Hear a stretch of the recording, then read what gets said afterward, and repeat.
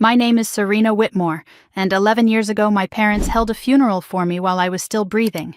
Not figuratively, not as some dramatic metaphor for being disowned. They literally stood in St. Andrew's Episcopal Church in Greenwich, Connecticut, and told 200 guests that their youngest daughter had died in a car accident on a rainy highway in Oregon. They chose a closed casket because, they explained through tasteful tears, the damage had been too severe for viewing. My mother wore black Chanel for 6 weeks. My father gave a eulogy about losing their brightest star. They accepted sympathy cards, flower arrangements, and donations to a scholarship fund established in my name. They played the grieving parents so convincingly that no one thought to question whether the body in that mahogany box was real. I found out about my own death 3 years after it happened.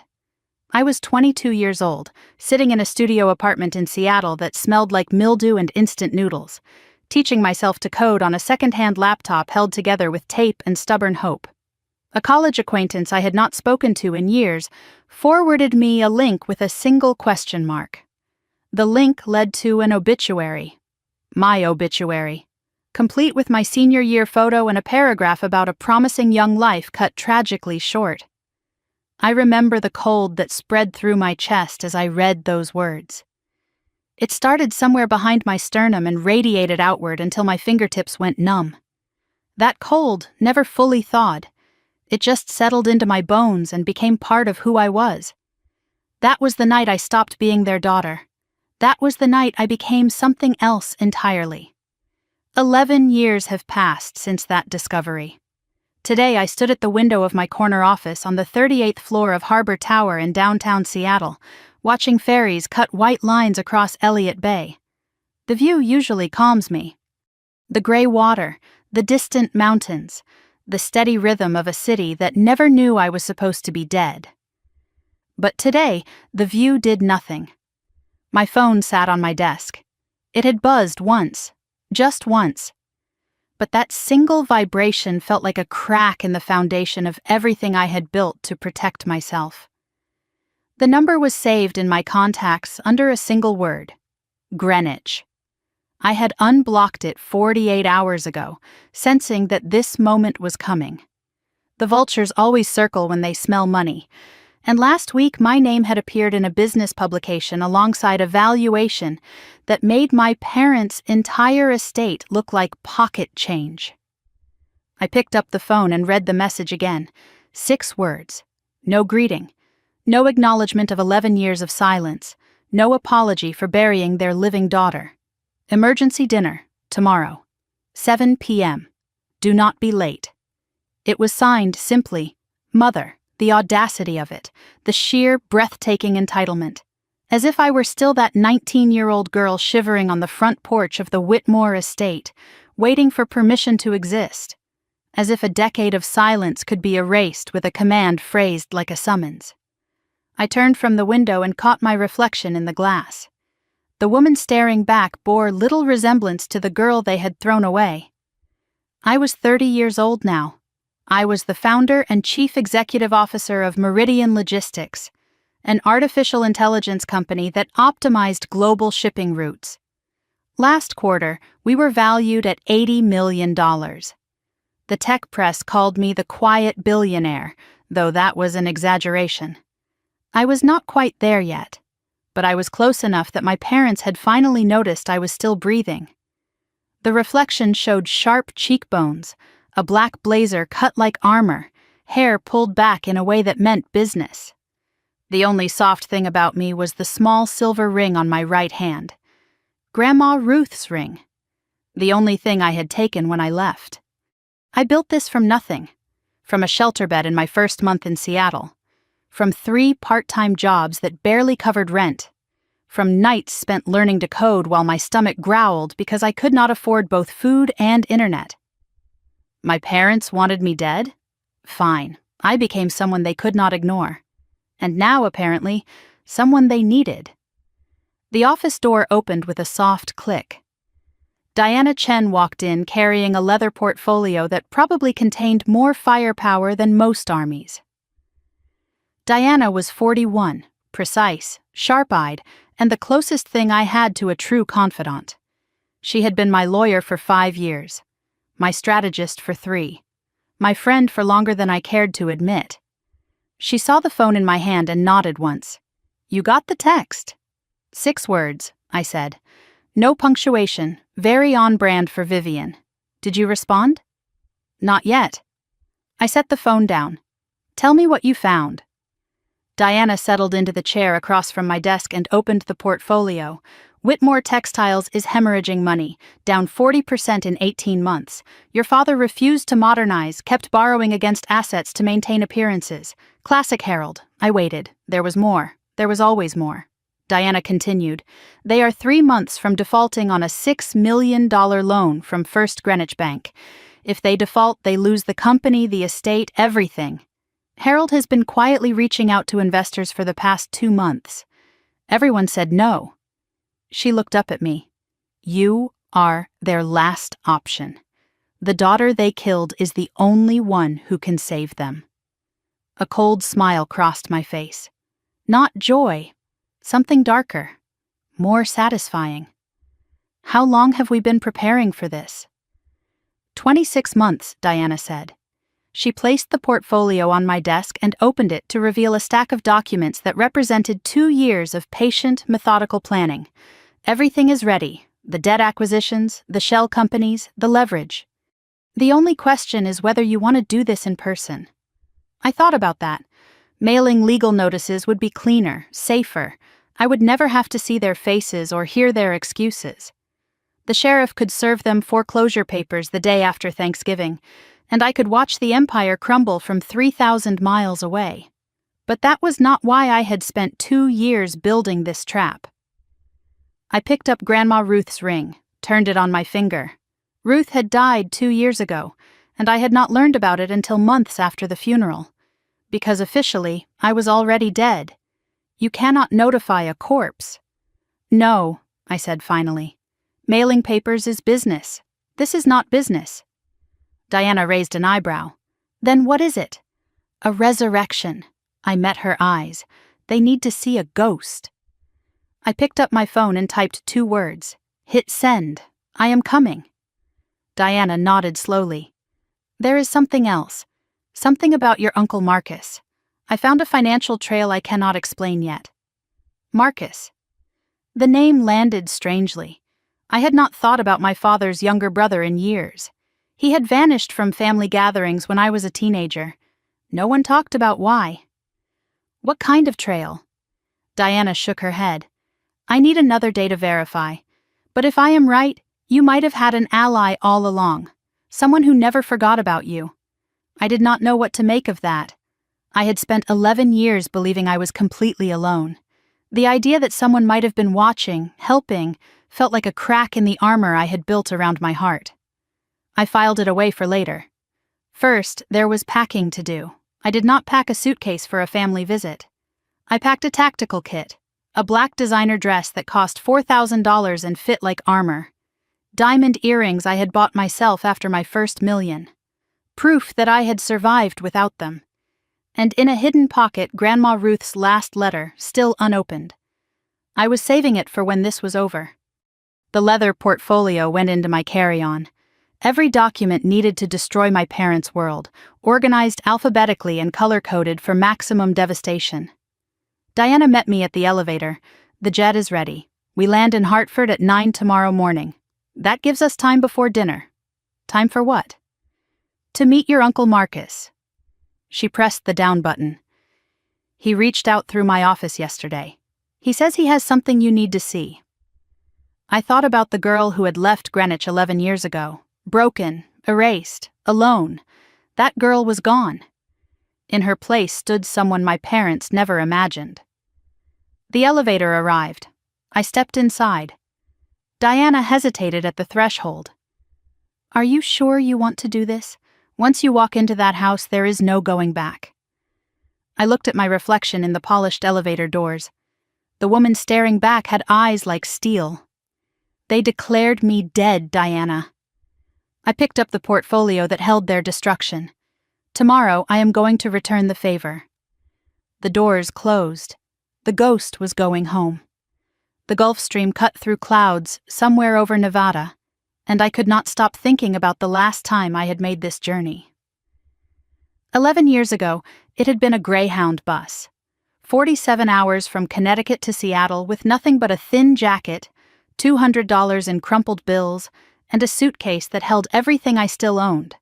I had sat next to a woman named Marie who shared her turkey sandwich without asking questions.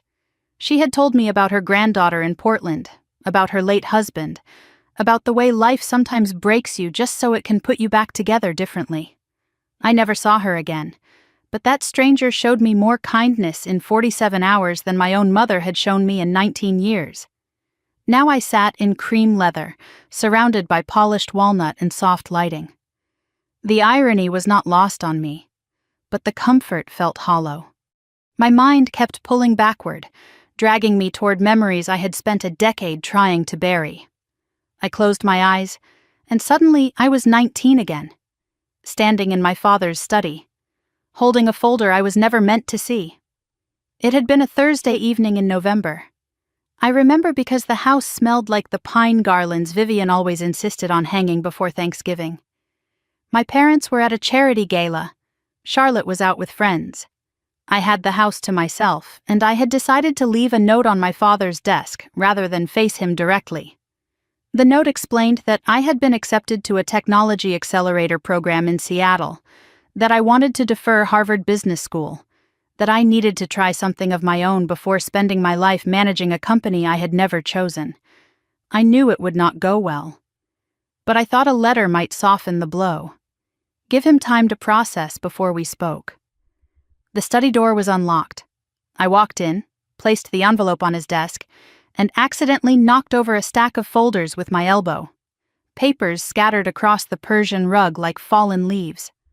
I knelt to gather them. That was when I saw something that did not make sense. Financial documents, transfer records, a company name I did not recognize, something with the word Cayman in it. Numbers that seemed wrong. Large sums moving from Whitmore Textiles accounts to somewhere else entirely. And at the bottom of one page, a handwritten note in my father's precise script, "Destroy after transfer complete." My stomach tightened. I did not understand what I was looking at. Not fully. But something felt deeply, fundamentally wrong.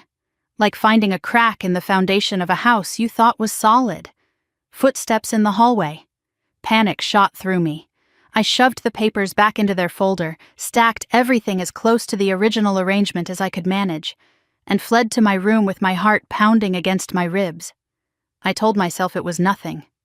Probably legal, probably normal business that I simply did not understand.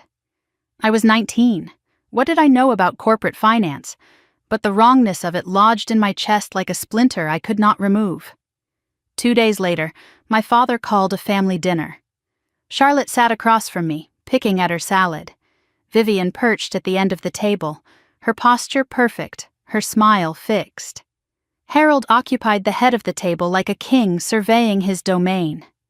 "I have heard," he said, swirling his scotch with practiced ease, "that you are considering rejecting Harvard Business School." His voice was calm. That was the dangerous part. Harold Whitmore never shouted. Shouting implied loss of control, and my father never lost control. I tried to explain. I told him about the accelerator program, about technology, about wanting to build something of my own instead of inheriting something built by others.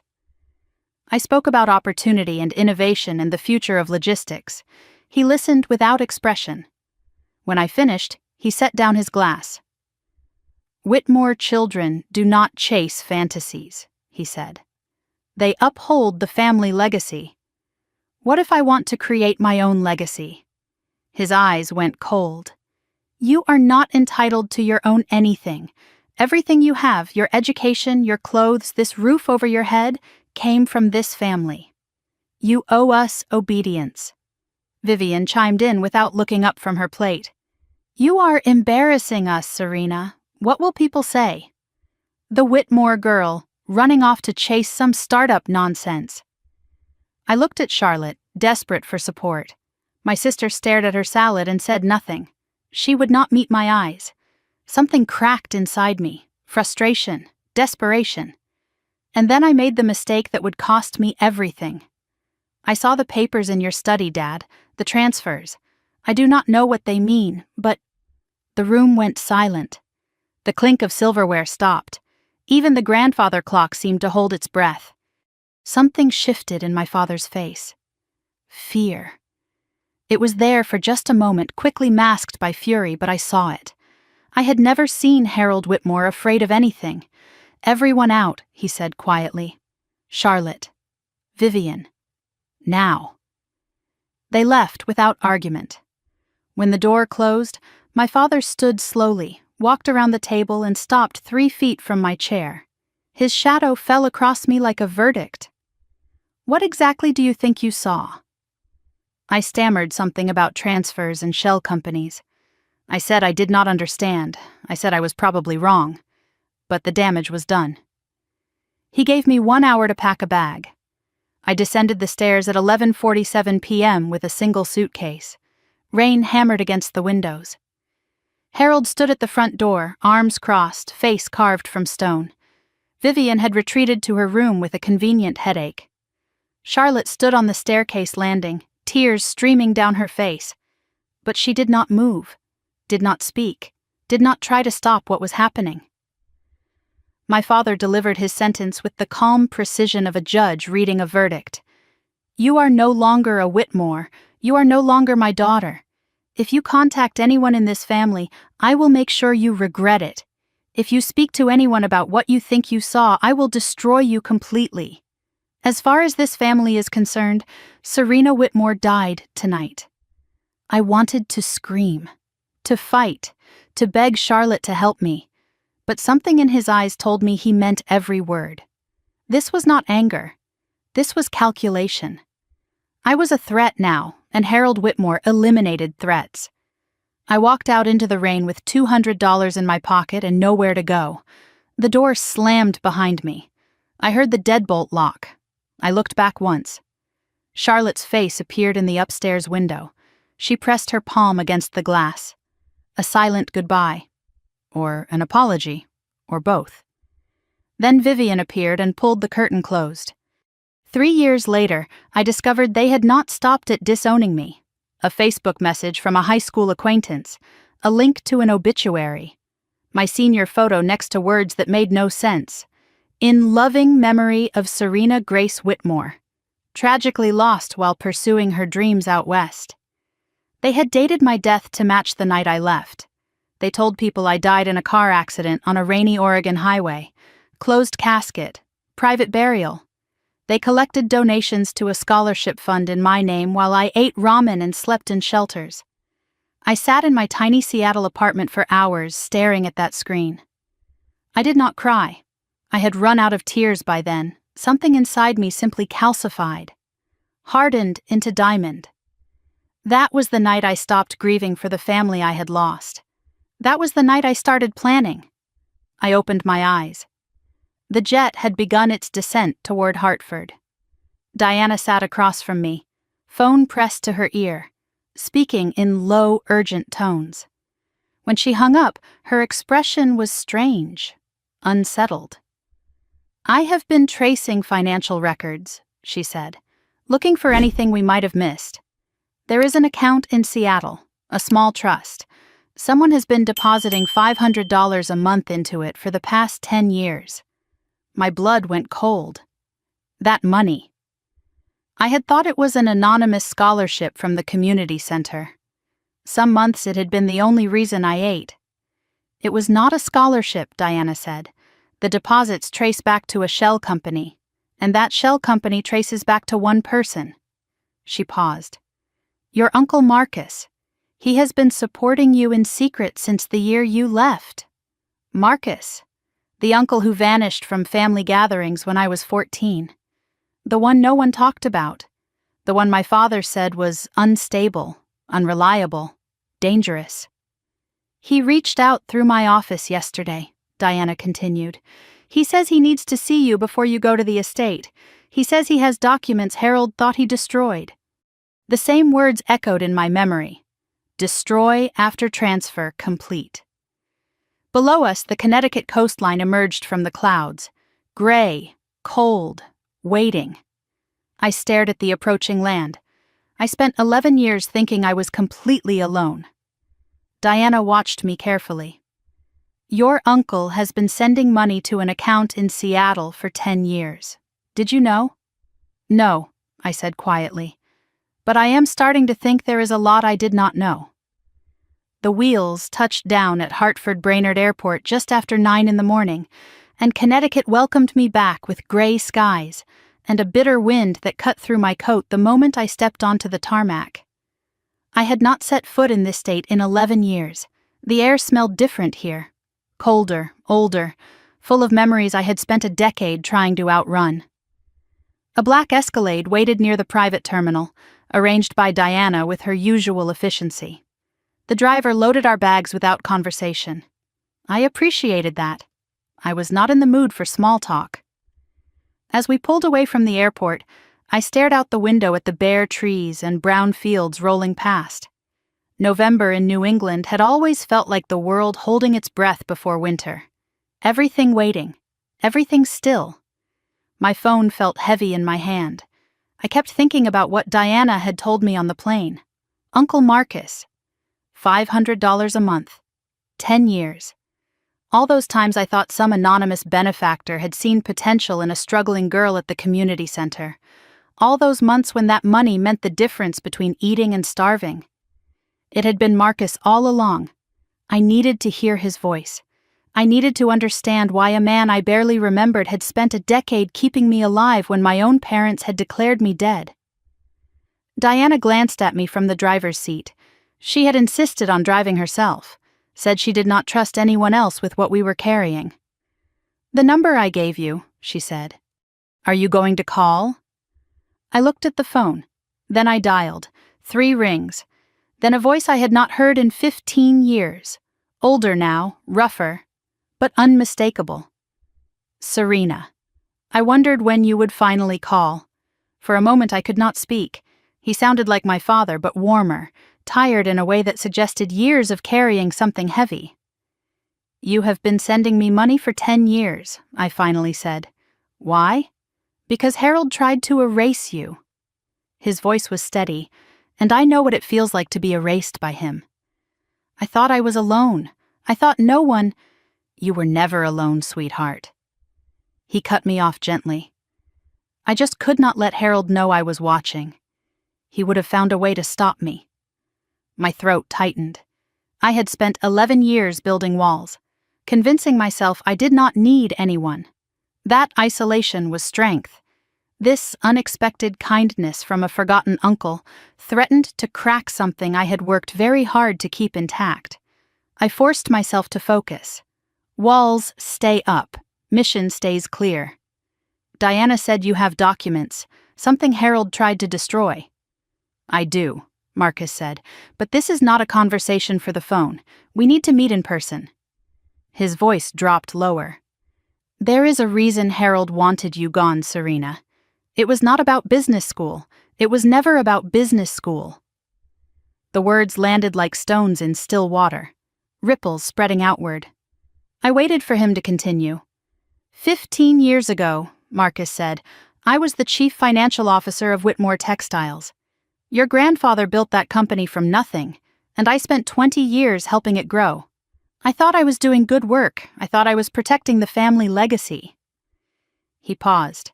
I could hear him breathing on the other end, gathering himself. Then I discovered irregularities in the books, money being siphoned into accounts I did not recognize, transfers to offshore entities that had no business purpose I could identify. When I confronted Harold, he denied everything. Called me paranoid, unstable. What happened? Within a month he had turned the board against me, called an emergency vote. I was removed from the company. My shares were bought out at a fraction of their value. He spread rumors that I had a gambling problem, a drinking problem, mental health issues. He paused again. None of it was true. But by the time I could fight back, my reputation was destroyed. The parallels hit me like a punch to the chest. Harold had done to Marcus exactly what he had done to me. Erased him. Rewritten the narrative. Made everyone believe the lie was truth. I should have fought harder, Marcus continued. I should have gone public. But Harold had leverage on me. Things from my past he threatened to expose. So I walked away. I disappeared. I let him win. His voice cracked slightly. When I heard what he did to you, staging a funeral, erasing you completely, I knew I could not let you disappear the way I did. The money was all I could do without Harold finding out. I had to use shell companies, fake names. It was not much, but it was enough, I said quietly. Some months, it was the only reason I ate. Silence stretched between us, the weight of 10 years of secret kindness hanging in the air. What exactly did you find back then? I asked. What was Harold hiding? Marcus hesitated. A long pause. Embezzlement, he finally said. Harold was stealing from his own company, moving money into offshore accounts, falsifying records to cover his tracks. How much? Over the years? Millions. At least 2 million that I could trace before he pushed me out. Probably more. My mind raced. The folder I had seen in Harold's study 11 years ago, the transfers, the handwritten note, destroy after transfer complete. It had been real. I had stumbled onto evidence of my father's crimes, and I had not even understood what I was looking at. I saw something, I said. The night before he threw me out. Financial documents in his study, transfer records. Marcus's voice sharpened. You saw them? Does Harold know you saw them? I mentioned it. Once. That is when everything changed. That is when he told me I was dead to him. Marcus exhaled heavily. That is why. That is why he went nuclear. You were a liability, Serena. You knew too much, even if you did not understand what you knew. He did not throw me out because I rejected Harvard, I said slowly. The truth settling into place like puzzle pieces finally connecting. He threw you out because you were the only witness to his crime, Marcus confirmed. Business school was just the excuse. The real reason was those documents. All these years. All the nights I had replayed that confrontation, wondering what I could have done differently. Wondering if I had just agreed to Harvard, just played along, maybe they would have let me stay. Maybe they would have loved me. But it had never been about that. It had never been about me at all. It had been about protecting Harold's secrets, about eliminating anyone who might expose his theft. I kept copies, Marcus said. After Harold pushed me out, I made duplicates of everything I could access. Hid them where he would never think to look. Where? The old boathouse, on the edge of the estate property. Do you remember it? I did remember. Miller's Pond. Marcus used to take me fishing there when I was 7 or 8 years old, before Harold banned him from family gatherings, before he disappeared from my life entirely. I have kept a storage box there for 15 years, Marcus said. Harold forgot the place exists. It is outside the main property line. Technically belongs to the county now. Meet me there before you go to dinner, he continued. 3 o'clock. I will give you everything I have. With my documents and whatever you have gathered, you will have enough to bury him. Legally, completely. Why now? I asked. Why help me do this? Because you are the only one brave enough to finish what I could not. And because Harold needs to pay for what he did to both of us. I ended the call and stared out the window. Diana glanced at me in the rearview mirror. That confirms what I suspected, she said. The embezzlement was not a one-time thing. It is ongoing. What do you mean? My forensic accountants found patterns in Whitmore Textile's current books. Money still moving to the same offshore structure Marcus described, just smaller amounts now, harder to trace. So when they ask me for $6 million, you are not being asked to save the company, Diana said flatly. You are being asked to fund Harold's continued theft, and they have no idea you know. Cold satisfaction spread through my chest. They thought I was a desperate daughter, eager to buy my way back into the family. They had no idea I was the executioner. There is one more thing, Diana added. I found another beneficiary in Whitmore Textiles' old shareholder records. Someone who should have inherited a significant stake but never received it. Who? Your grandmother, Ruth Whitmore. She held 40% of the company when she died 2 years ago. I went still. Grandma Ruth. The only person in that house who had ever truly loved me. According to probate records, Diana continued, her shares were transferred to Harold as sole executor of her estate. But there is no record of a formal will being filed. Harold claimed she died intestate. Without a will, he inherited everything by default as next of kin. You think there was a will, I said. And Harold hid it. I think there is a reason your grandmother's lawyer retired to Costa Rica 3 months after she died. Diana's jaw tightened. I am still digging. I thought about Ruth's ring on my finger, the unopened letter in my bag, the woman who had loved me when no one else did. What else had she tried to leave me? What else had Harold stolen? The Escalade crossed into Greenwich town limits, familiar streets lined with stone walls and manicured hedges. European cars in circular driveways, women in cashmere walking small dogs despite the cold. I saw the country club where Vivian had played tennis every Tuesday, the boutique where Charlotte and I used to shop for school clothes, the church where they had held my funeral. This town had buried me, mourned me, moved on without me. Now I was back, and I was going to make them all remember. My phone buzzed, a text from an unknown number. I opened it. 4 words that made my blood freeze. I know you are here. No signature, no context. Just a warning from someone who was watching. Someone knew I had returned. Someone wanted me to know I was not as invisible as I thought. Diana saw my face change. What is it? I showed her the screen. Her expression hardened. Someone in the family talked, she said. Or someone has been watching the family, waiting for exactly this moment. I stared at the message. Then I put the phone away. Whoever you are, I thought, you are about to find out what happens when you corner a ghost. The anonymous text haunted me through the morning, but it changed nothing. Diana ran a trace on the number from our suite at the Delamar Hotel. Burner phone. Purchased with cash in Stamford the day before. No way to identify the sender. Whoever was watching me had been careful. Professional, even.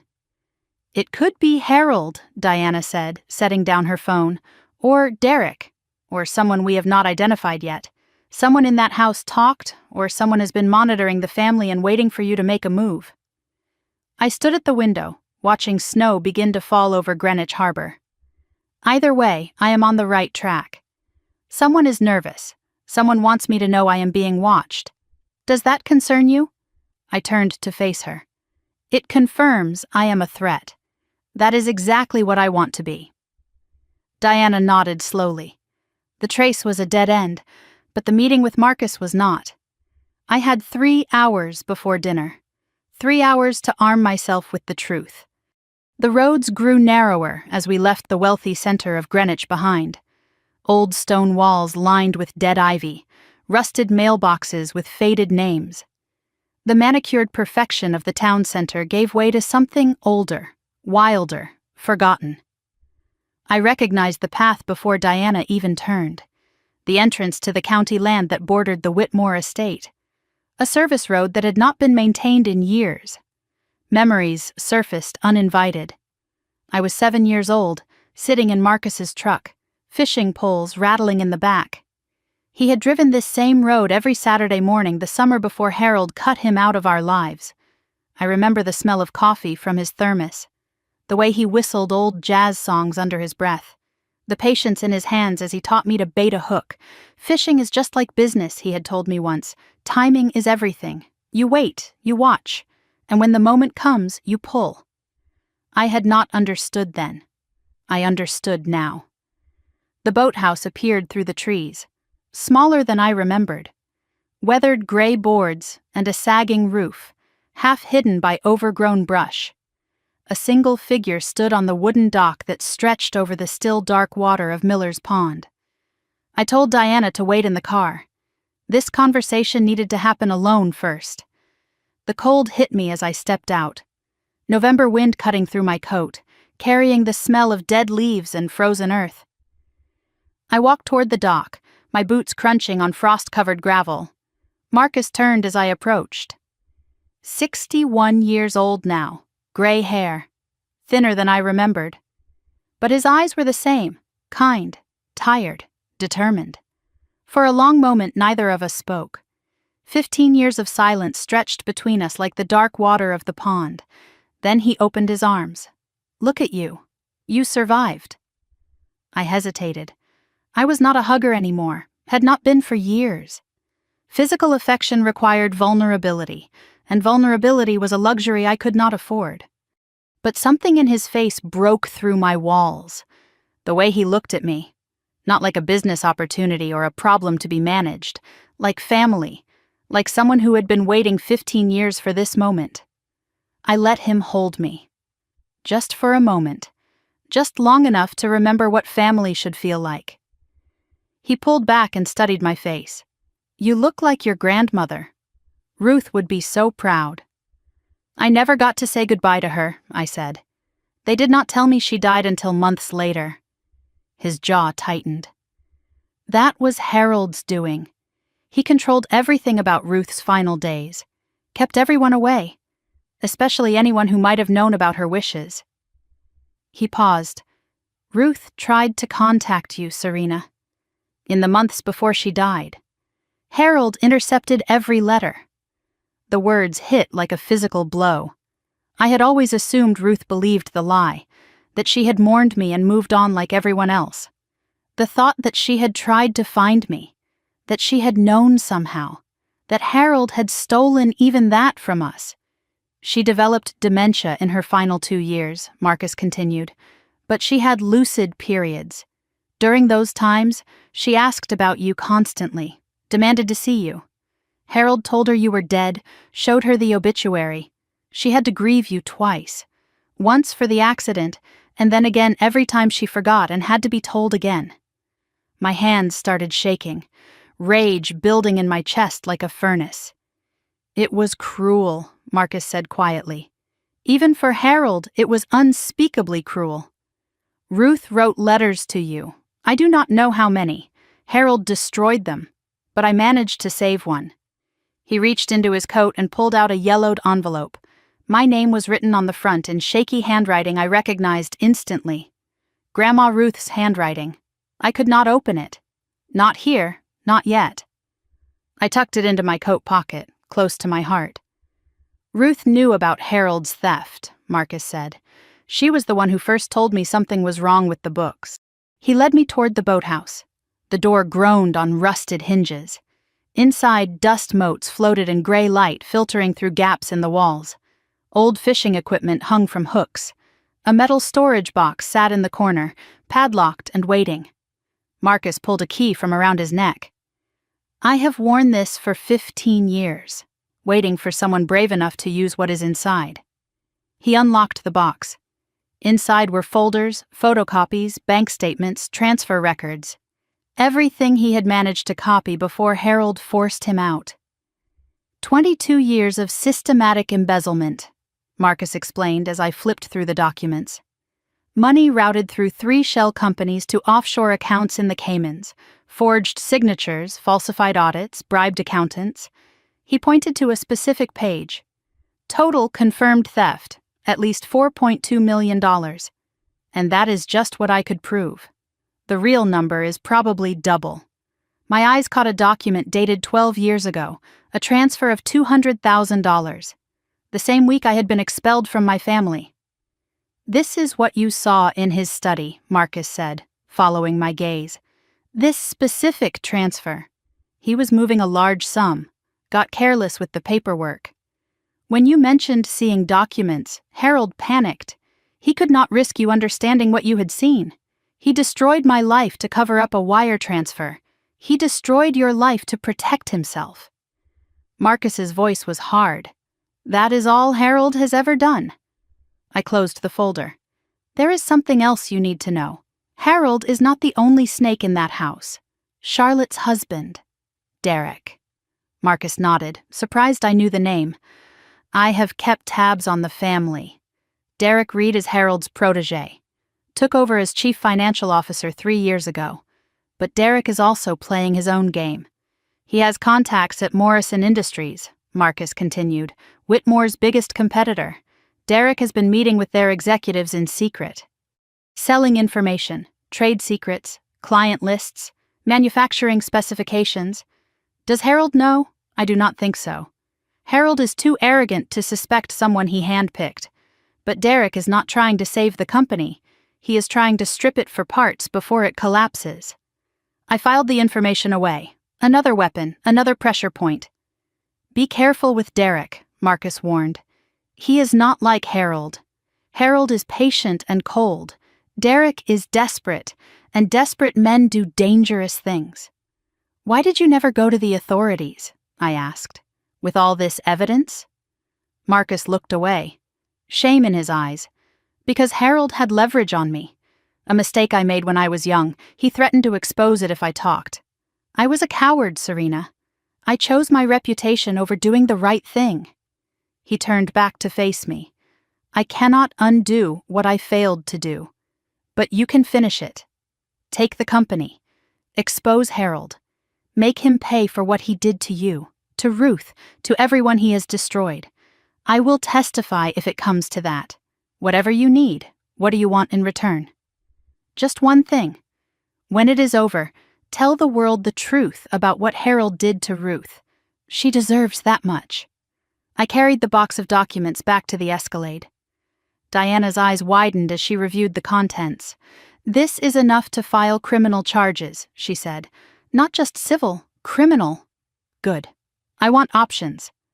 Marcus stood by the boathouse watching us prepare to leave. I will not be at dinner, he said. Harold would never allow it. But I will be nearby if you need me. Thank you, I said.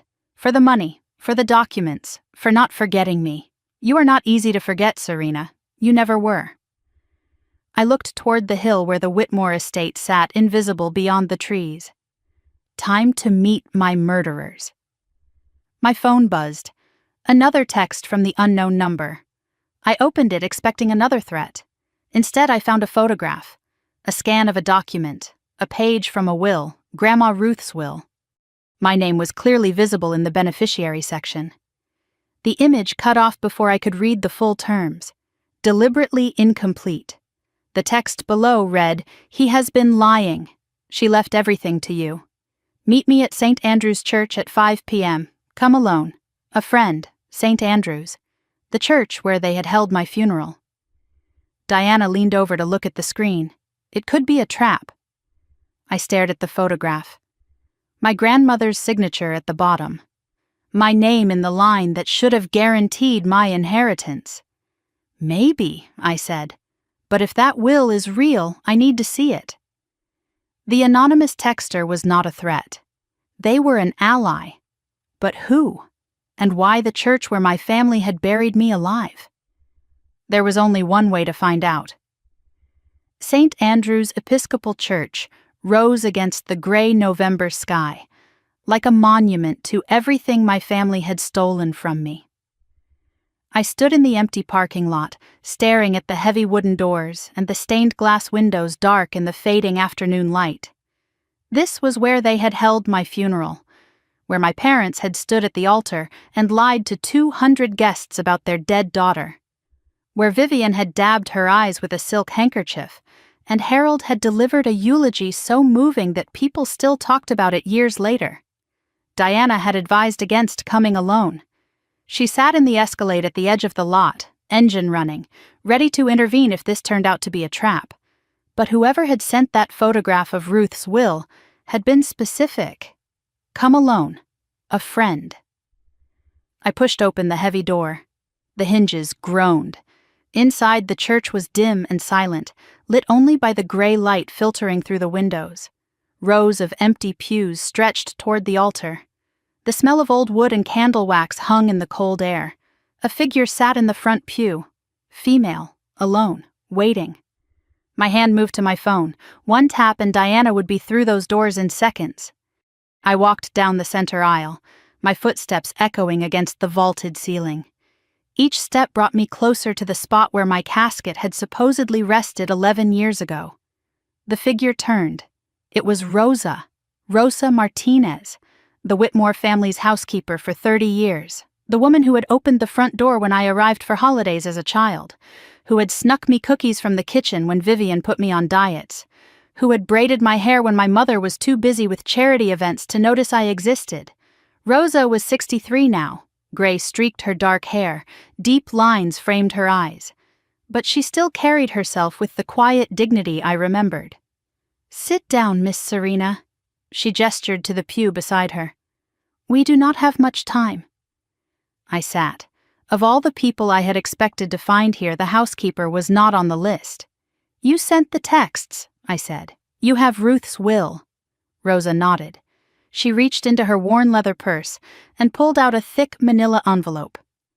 "I have worked for your family since before you were born," she said. "I have seen everything, heard everything. I was there the night your father threw you out. I watched from the kitchen window as you walked into the rain with that little suitcase. I wanted to run after you. I wanted to help. But I was afraid." Her voice caught. "I have been afraid for 30 years. But your grandmother, Mrs. Ruth, she made me promise." "Promise what?" Rosa pressed the envelope into my hands. "Mrs. Ruth knew she was dying. She knew your father would try to control her estate. 3 months before her death, during one of her lucid periods, she called her own lawyer. Not Mr. Harold's lawyer, her own. A man named Gerald Hutchins in Hartford." She drew a shaky breath. "She made a new will. She gave me a copy. She told me to hide it somewhere your father would never think to look. She said, 'Harold will try to steal everything. But Serena is my legacy. Make sure she gets what is hers.'" I opened the envelope with trembling hands. Inside was a legal document. Last will and testament of Ruth Eleanor Whitmore, dated 18 months before her death. Notarized. Witnessed by 2 nurses from her care facility. I scanned the pages. The words blurred and sharpened as I read. "To my son Harold," the will stated in formal legal language, "I leave nothing. He has already taken more than his share. To my granddaughter Charlotte Whitmore, I leave 25% of my shares in Whitmore Textiles, my jewelry collection, and personal effects of her choosing." And then the paragraph that made my heart stop. "To my granddaughter, Serena Grace Whitmore, I leave 40% of my shares in Whitmore Textiles, the Whitmore estate property and all structures thereon, a trust fund valued at $1.2 million, and all my love, which her father tried to bury but could never kill. 40%. Ruth had left me 40% of the company. Combined with the 45% of debt I already controlled, that meant I owned 85% of everything Harold thought was his." Rosa watched my face as I processed what I was reading. "Mr. Harold does not know this copy exists," she said quietly. "He destroyed the original. He thinks he won. But Mrs. Ruth was smarter than he ever knew." I looked up at her. "Why did you wait until now? Why not give this to me years ago? I did not know where you were. Mrs. Ruth did not tell me to protect you. She said you would come back when you were ready, when you were strong enough. She said I would know when the time was right." Rosa's eyes glistened. "When I saw you walk into that house yesterday, when I heard you were coming for Thanksgiving dinner, I knew. Mrs. Ruth was right. You came back, and you came back powerful." She leaned closer. "You need to be careful tonight, Miss Serena. That house is full of snakes. Mr. Harold is desperate. He has been drinking more than usual. Mrs. Vivian is terrified of losing her status, and Mr. Derek, Miss Charlotte's husband, he is scheming something. I have heard him on secret phone calls. I heard him mention a company called Morrison. Derek, selling secrets to the competition." Marcus had been right. "And Miss Charlotte," Rosa continued, "she is not the enemy you think she is. She has been a prisoner in that house as much as you ever were." Before I could ask what she meant, Rosa stood abruptly. "I cannot be seen with you. If Mr. Harold finds out I kept this will, he will destroy me the way he destroyed everyone else. Why risk it? Why help me after all these years? Because Mrs. Ruth asked me to." Rosa's voice was firm despite the tremor in her hands. "And because what they did to you was evil. Someone has to make it right." She slipped out a side door before I could thank her, gone as quickly as she had appeared. I sat alone in the empty church, holding my grandmother's will. The woman who had loved me most had planned for this, had believed I would return. Ruth's faith in me felt like a benediction from beyond the grave. Diana reviewed the documents on the drive to the estate. Her eyes widened as she flipped through the pages. "This is ironclad," she said. "Harold's probate filing was fraudulent. He claimed intestate succession when a valid will existed. Combined with the embezzlement evidence, we have grounds for criminal prosecution. This is not just a takeover anymore. This is Harold going to prison. Not yet." I watched the familiar streets of Greenwich pass by the window. I want him to know I have everything before I use it. I want to see his face. The Whitmore estate appeared on the hill as we rounded the final curve. Tudor mansion, stone walls, manicured grounds gone slightly wild from neglect. Every window glowed with warm light, projecting the illusion of a happy home preparing for a holiday celebration. I noticed the decay Diana could not see, paint peeling on the gatehouse. The fountain in the circular driveway not running, hedges untrimmed and growing ragged. The empire was crumbling from the edges inward. The front door opened before I could knock. Rosa again, her professional mask perfectly in place. No hint of our earlier meeting. "Miss Serena, welcome home." The words landed strangely. This had never been home. This had been a performance space where I played the role of acceptable daughter until I failed to hit my marks. The foyer was exactly as I remembered. Marble floors polished to a mirror shine. Curved staircase sweeping toward the second floor.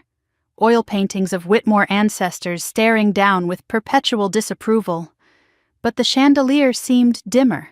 Some crystals were missing. Fresh flowers sat on the entry table, but they were grocery store arrangements, not the custom florist designs Vivian used to insist upon. The smell hit me next. Furniture polish, roasting turkey.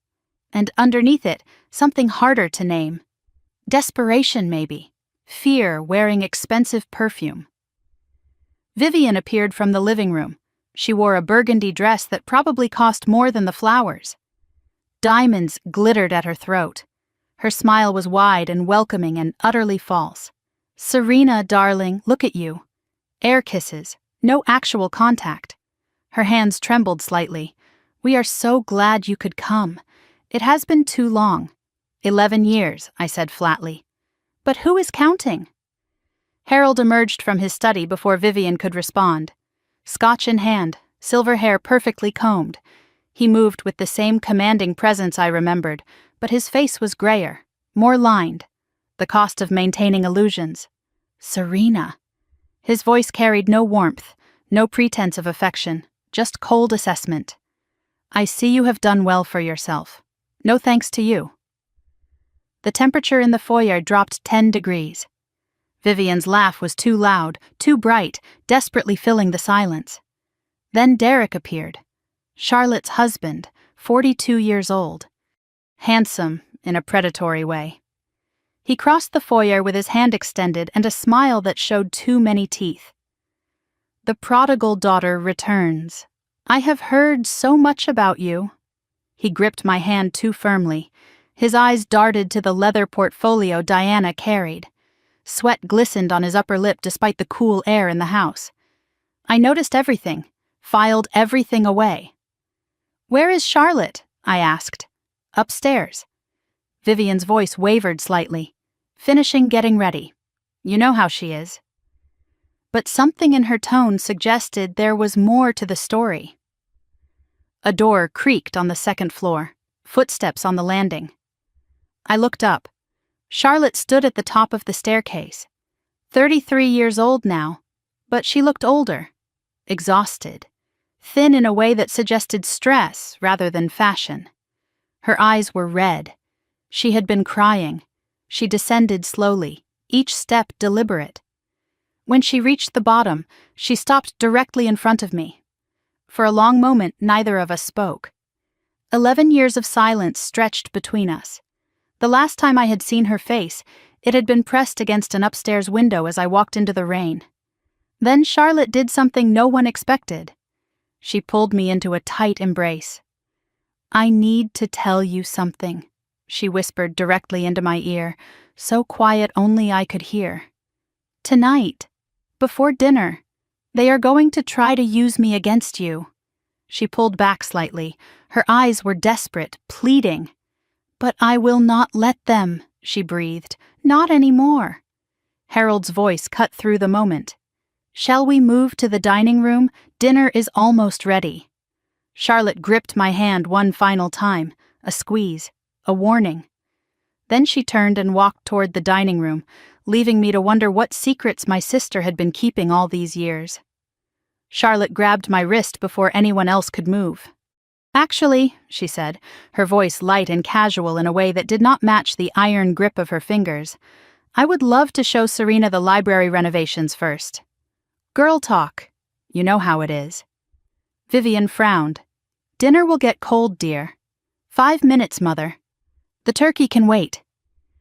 Harold's eyes narrowed. I caught his expression as Charlotte pulled me down the hallway, suspicion flickering behind the carefully controlled mask. He did not stop us, but he was watching, calculating. Derek took a step to follow. Vivian touched his arm. "Let them have their moment," she murmured. But her voice carried an undertone of warning I could not quite interpret. Charlotte moved fast, practically dragging me through the corridors of the house I had once known by heart. Past the formal sitting room, past the conservatory where Vivian used to host her garden club, past the portrait gallery where generations of Whitmore faces stared down with permanent disapproval. The library door was heavy oak, original to the house. Charlotte pushed it open, pulled me inside, and locked it behind us. For a moment she just stood there with her back pressed against the door, breathing hard, like she had just escaped something, like the simple act of getting me alone had required every ounce of courage she possessed.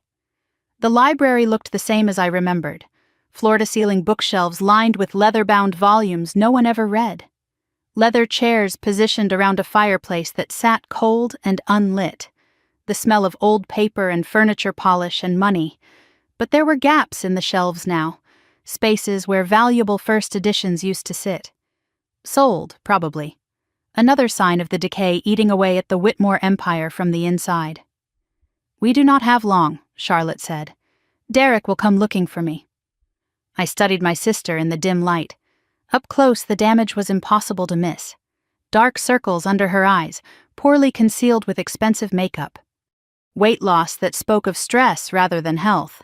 And on her wrist, where her sleeve had ridden up when she grabbed me, the edge of a bruise, dark purple fading to yellow.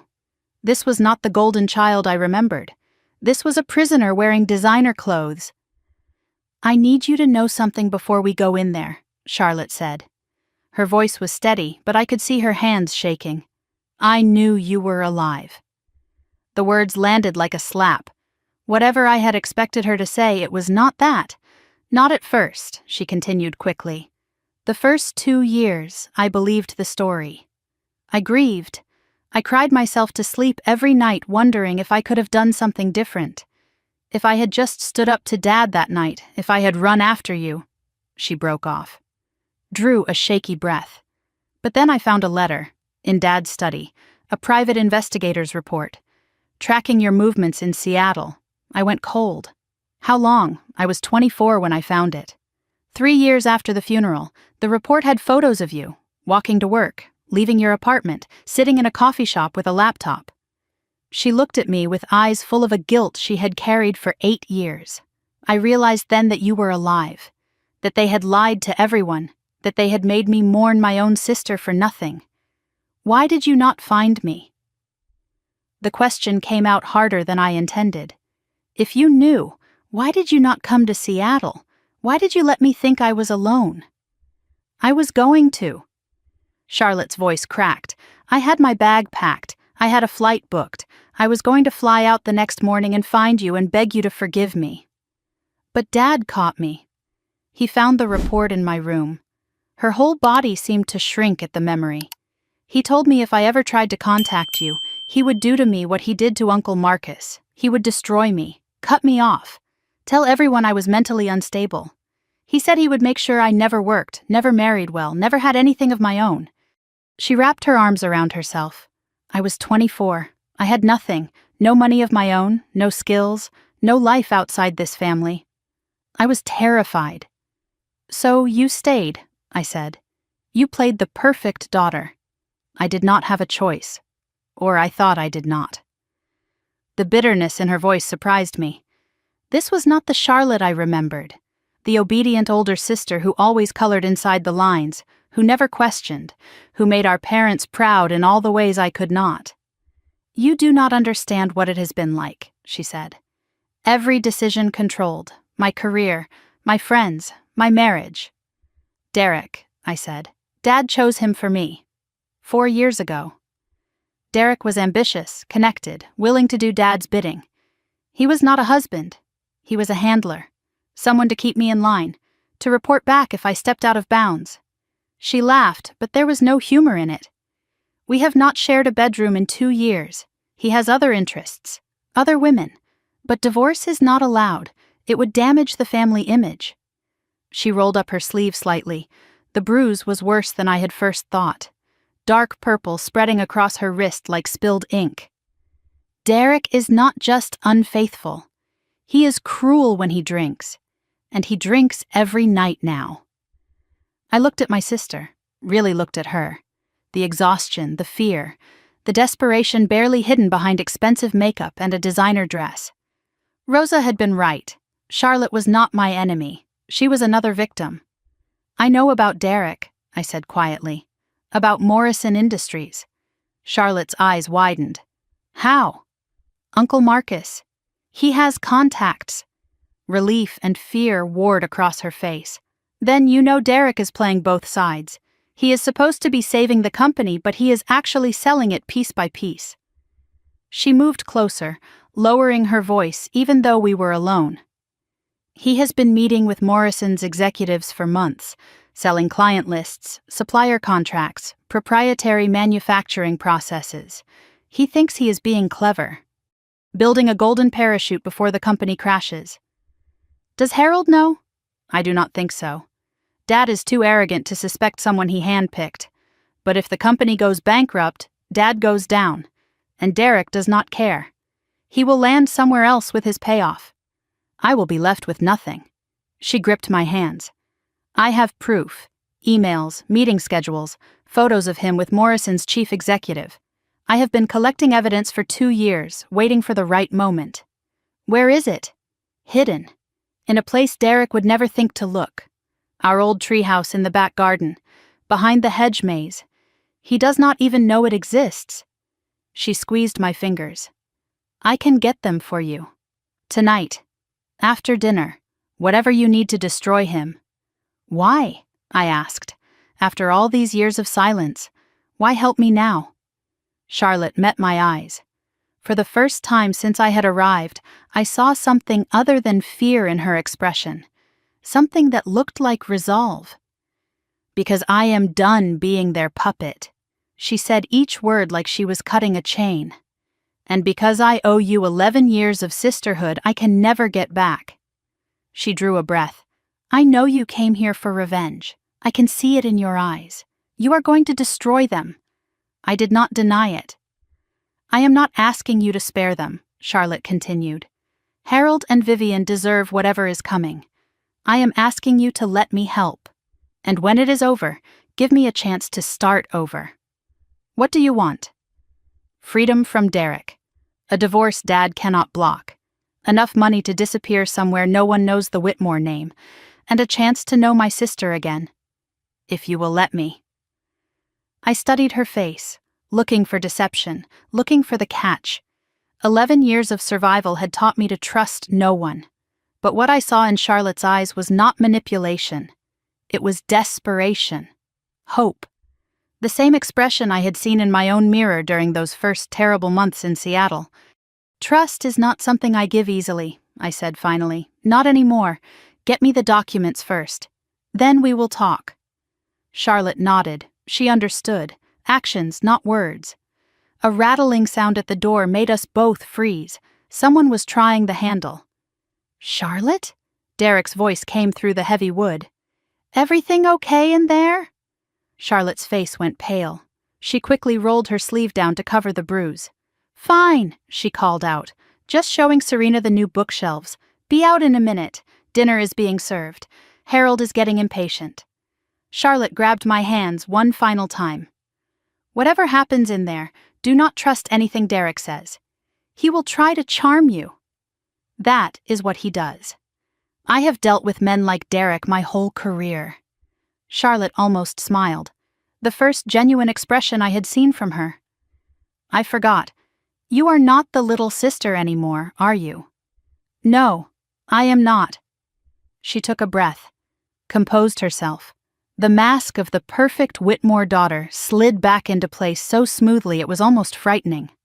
A lifetime of practice. She unlocked the door and opened it. Derek stood in the hallway, smile too wide, eyes too sharp. He looked past Charlotte to me, then to the space between us, calculating what we might have discussed. "Ladies." He stepped back and gestured toward the dining room. "Shall we?" Charlotte took his offered arm without looking at him. I watched the way she held herself, rigid, controlled, the posture of someone who had learned to survive by making herself small. I followed them down the hallway, Diana falling into step beside me. "What did she tell you?" Diana whispered. "Later, she is on our side. Are you sure?" I watched Charlotte's rigid back, the way she flinched almost imperceptibly when Derek's hand touched her spine. She is as much a victim as I was. Different cage, same prison. The dining room opened before us. Crystal and china and silver candlesticks, Harold at the head of the table, Vivian fussing with napkins, the Thanksgiving turkey sitting in the center like a prop in a play no one wanted to perform. I took my assigned seat, directly across from Harold, eye to eye with the man who had thrown me into the rain 11 years ago and told the world I was dead. He raised his wine glass, a toast, he said, to family reunions and to new opportunities. He looked at me with the same cold calculation I remembered from that night in his study. "We have a lot to discuss, Serena. I hope you came prepared to listen." I lifted my glass but did not drink. "Actually, Father, I came prepared to talk. And I think you are going to want to hear what I have to say." His smile froze. For the first time since I had walked through the door, uncertainty flickered across his face. The dinner was served. The battle was about to begin. The dining room was a stage set for a performance no one believed. Crystal chandeliers cast warm light over a mahogany table designed to seat 12. Only 6 chairs were occupied.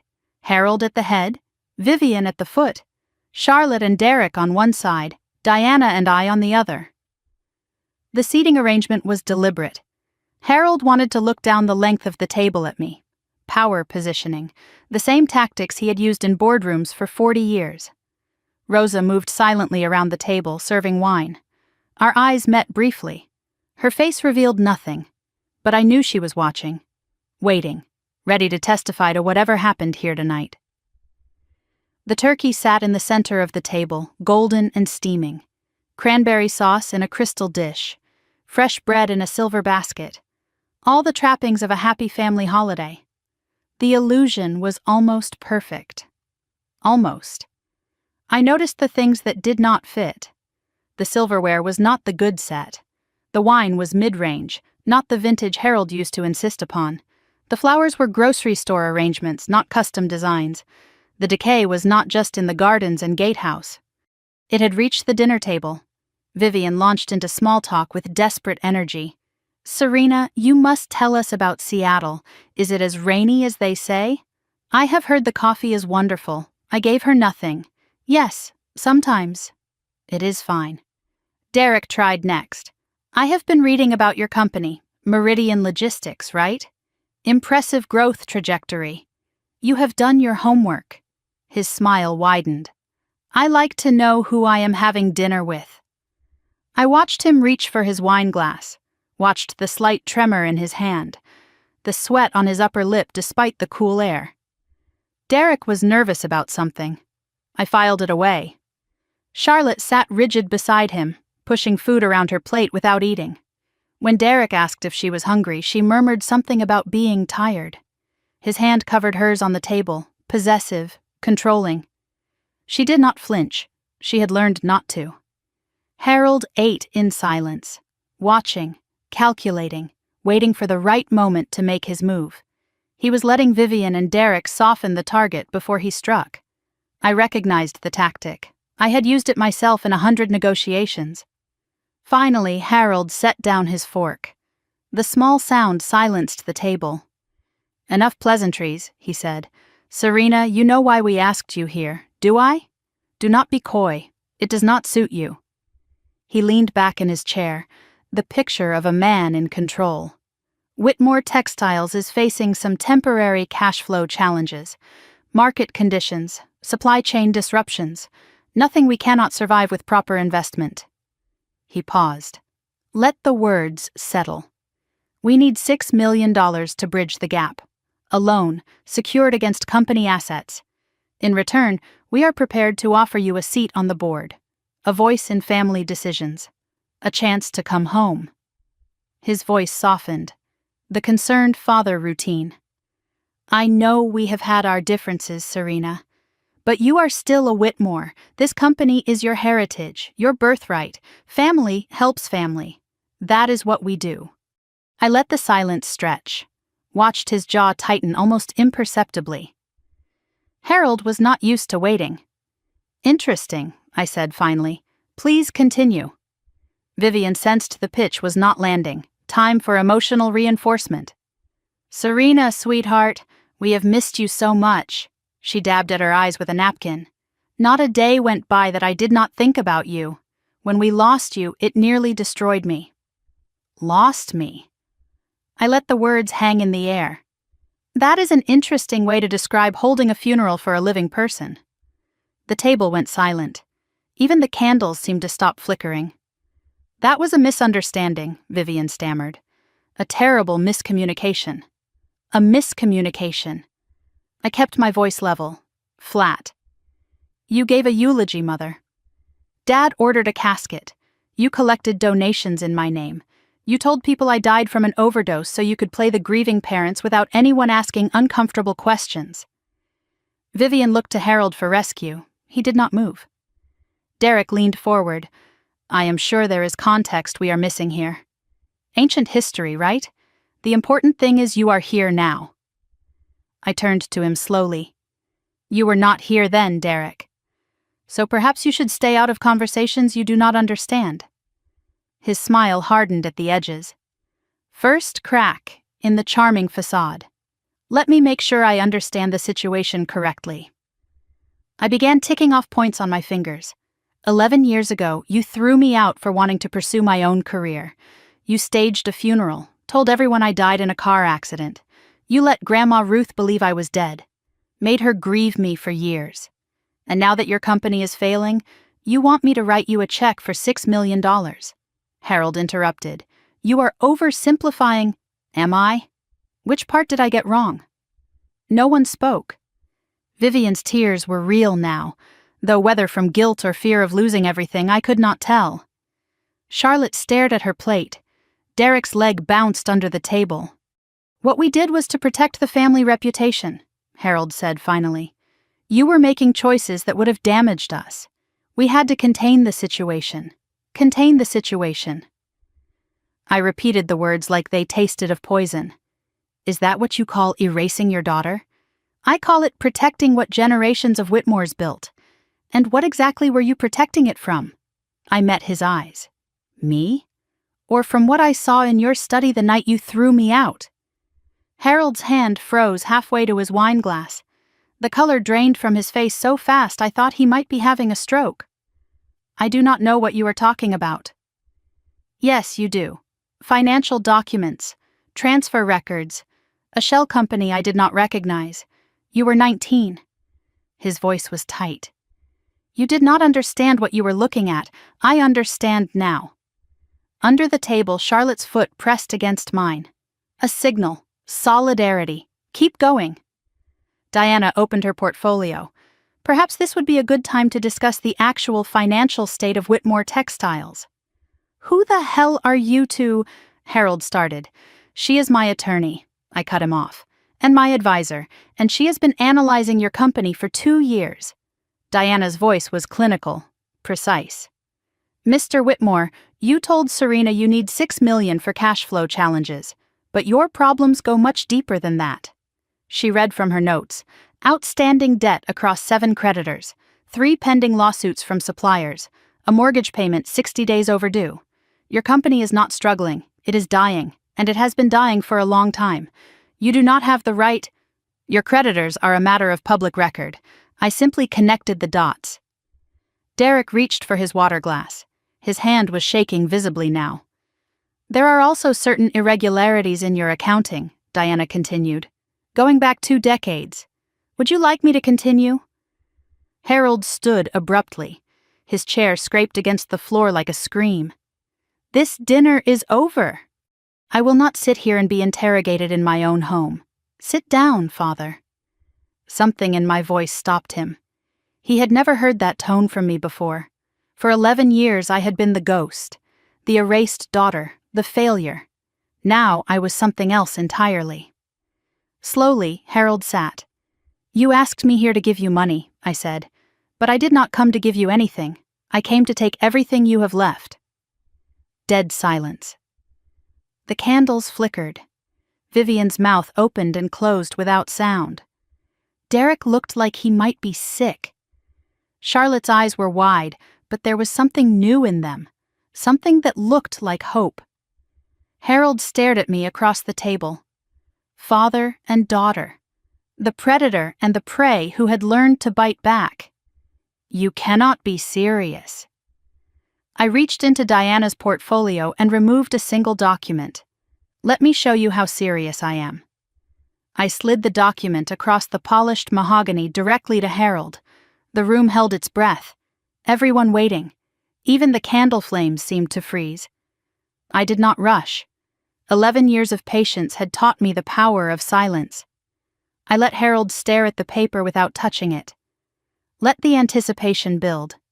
This is not a request for charity, I said. This is not a negotiation for a loan. This is an acquisition offer. For Whitmore Textiles. All of it. Harold's face went through several expressions in rapid succession. Confusion. Disbelief. Then something that looked almost like fear. An acquisition offer? You cannot be serious. I have never been more serious about anything in my life. Diana took over, pulling additional documents from the portfolio and spreading them across the table like a dealer laying out cards. Allow me to walk you through the key terms. Her voice was clinical, precise, the voice of someone who had done this 100 times before. Full acquisition of Whitmore Textiles at fair market value. Given current debts, that value is approximately $1.2 million. Harold's face went purple. 1.2 million? This company is worth 20 times that. This company has $23 million in debt against $14 million in assets, Diana replied without missing a beat. You have negative equity, Mr. Whitmore. The offer is generous. She continued reading. All outstanding debts to be assumed by the acquiring entity, Meridian Holdings, a subsidiary of my client's company. Harold and Vivian Whitmore to resign from all positions, effective immediately upon signing. A transition period of 30 days for orderly handover of operations. A severance package of $150,000. She looked up. Generous given the circumstances. Harold slammed his palm on the table. Crystal rattled. Wine sloshed from glasses. I built this company. 3 generations of Whitmores ran it into the ground. I kept my voice level. I am offering to save what is left. This is absurd. Harold's voice rose. I will find other investors. I will go to the banks. The banks will not help you. I let the words land. I made sure of that. He froze. What do you mean? For the past 18 months, through a series of shell companies, I have been acquiring Whitmore Textiles debt. The mortgage on this estate, I own it. The revolving credit line, I own it. The supplier debts, the equipment loans, even Mother's personal credit accounts. All purchased at discount from creditors eager to get something rather than nothing. I watched the color drain from his face. As of last week, I hold 45% of your total debt obligations. I am your largest creditor. Derek spoke for the first time since the confrontation began. That is not possible. Those transactions would have required proper legal structure. Diana cut him off. Patience? Capital? My client has all three. Vivian's voice came out as a whisper. Harold, what is she saying? What does this mean? Harold did not answer. He understood exactly what it meant. It means if I call in those debts tomorrow, you lose everything. I kept my eyes on my father. The company, the house, the cars, everything. The acquisition offer is not charity, Father. It is mercy. Harold looked at me like he was seeing me for the first time. The daughter he had thrown away had become something he had never anticipated. A predator, a threat, an executioner. Vivian broke first. This cannot be happening. This is our home, our life. She turned to me, mascara running down her cheeks. How could you do this to your own family? How could I? I let the question hang. You held a funeral for me, Mother. You told people I overdosed. You let Grandma Ruth die thinking I was dead. You erased me. I am simply returning the favor. That was Harold's decision, she pleaded. I just went along with it. I did not have a choice. You always have a choice. You chose him. You chose your reputation. You chose everything except your daughter. She collapsed into sobs. I felt nothing. Derek leaned forward, switching to his deal-making voice, the smooth operator trying to salvage something from the wreckage. Serena, let us be reasonable here. There has clearly been miscommunication over the years. But we are all business people. Perhaps we can find middle ground, a partnership structure. You provide capital, we provide operational expertise. Together we could turn this company around. I studied him. The practiced smile, the calculated charm, the desperation behind his eyes. Interesting proposal, Derek. Tell me, does Morrison Industries know you are offering to partner with me? His face went white. I do not know what you have had 3 meetings with their executive team in the past 4 months. You have been selling them client lists, supplier contracts, manufacturing specifications. Did you think no one was watching? That is a lie. Derek stood abruptly. Charlotte fabricated. We have photographs, Diana said calmly. Meeting receipts, a paper trail. It is true, Derek. Everyone turned to Charlotte. Her voice was quiet but steady.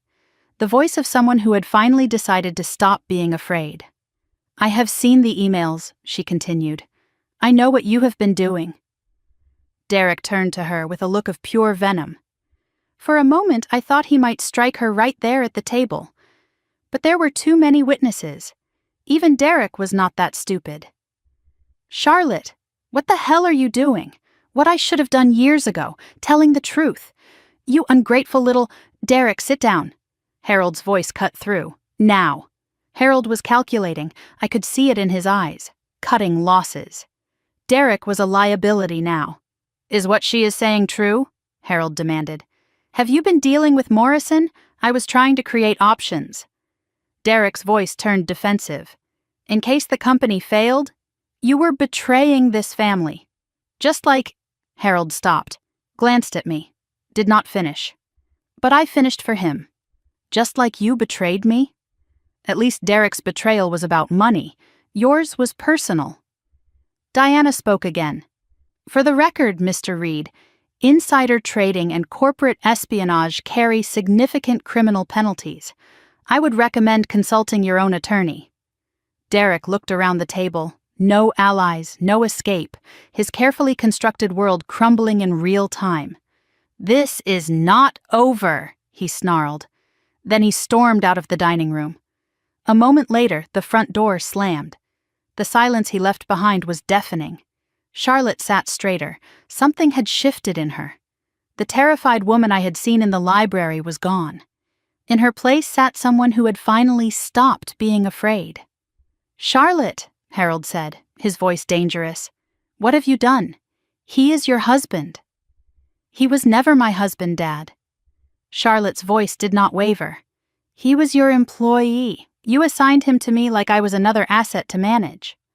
She turned to face me. "Whatever you need from me, I will provide.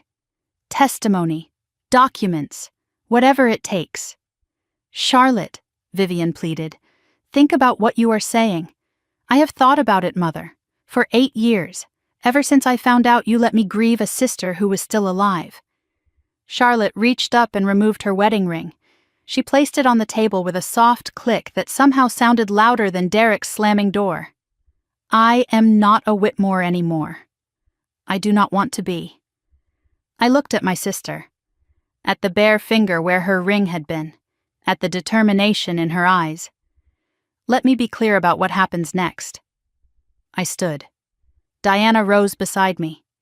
"You have 48 hours to sign the acquisition agreement. If you do, you walk away with the severance package. You get to start over somewhere else. Quietly." I paused. "Let the weight of the alternative settle. If you do not sign, I call in the debts. I file for foreclosure. I report the financial irregularities to the FBI. Everything becomes public." Harold found his voice. "You would destroy this family's name? Your own name? You destroyed my name 11 years ago. You buried it in a casket. I built a new one, a better one. Whitmore means nothing to me anymore. But I know it means everything to you. So choose carefully." I reached into my coat pocket, removed the envelope Rosa had given me. "One more thing. About Grandma Ruth's estate. You told the probate court she died without a will, that you inherited everything as next of kin." Harold's eyes fixed on the envelope. "She did die without, she did not, and I have the proof." I held up the envelope but did not open it. "Ruth left me 40% of this company, which means combined with the debt I hold, I already own 85% of Whitmore Textiles. The acquisition offer is not a threat, Father. It is a courtesy."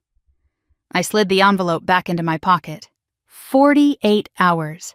I suggest you use them wisely." I walked toward the door. Charlotte fell into step behind me.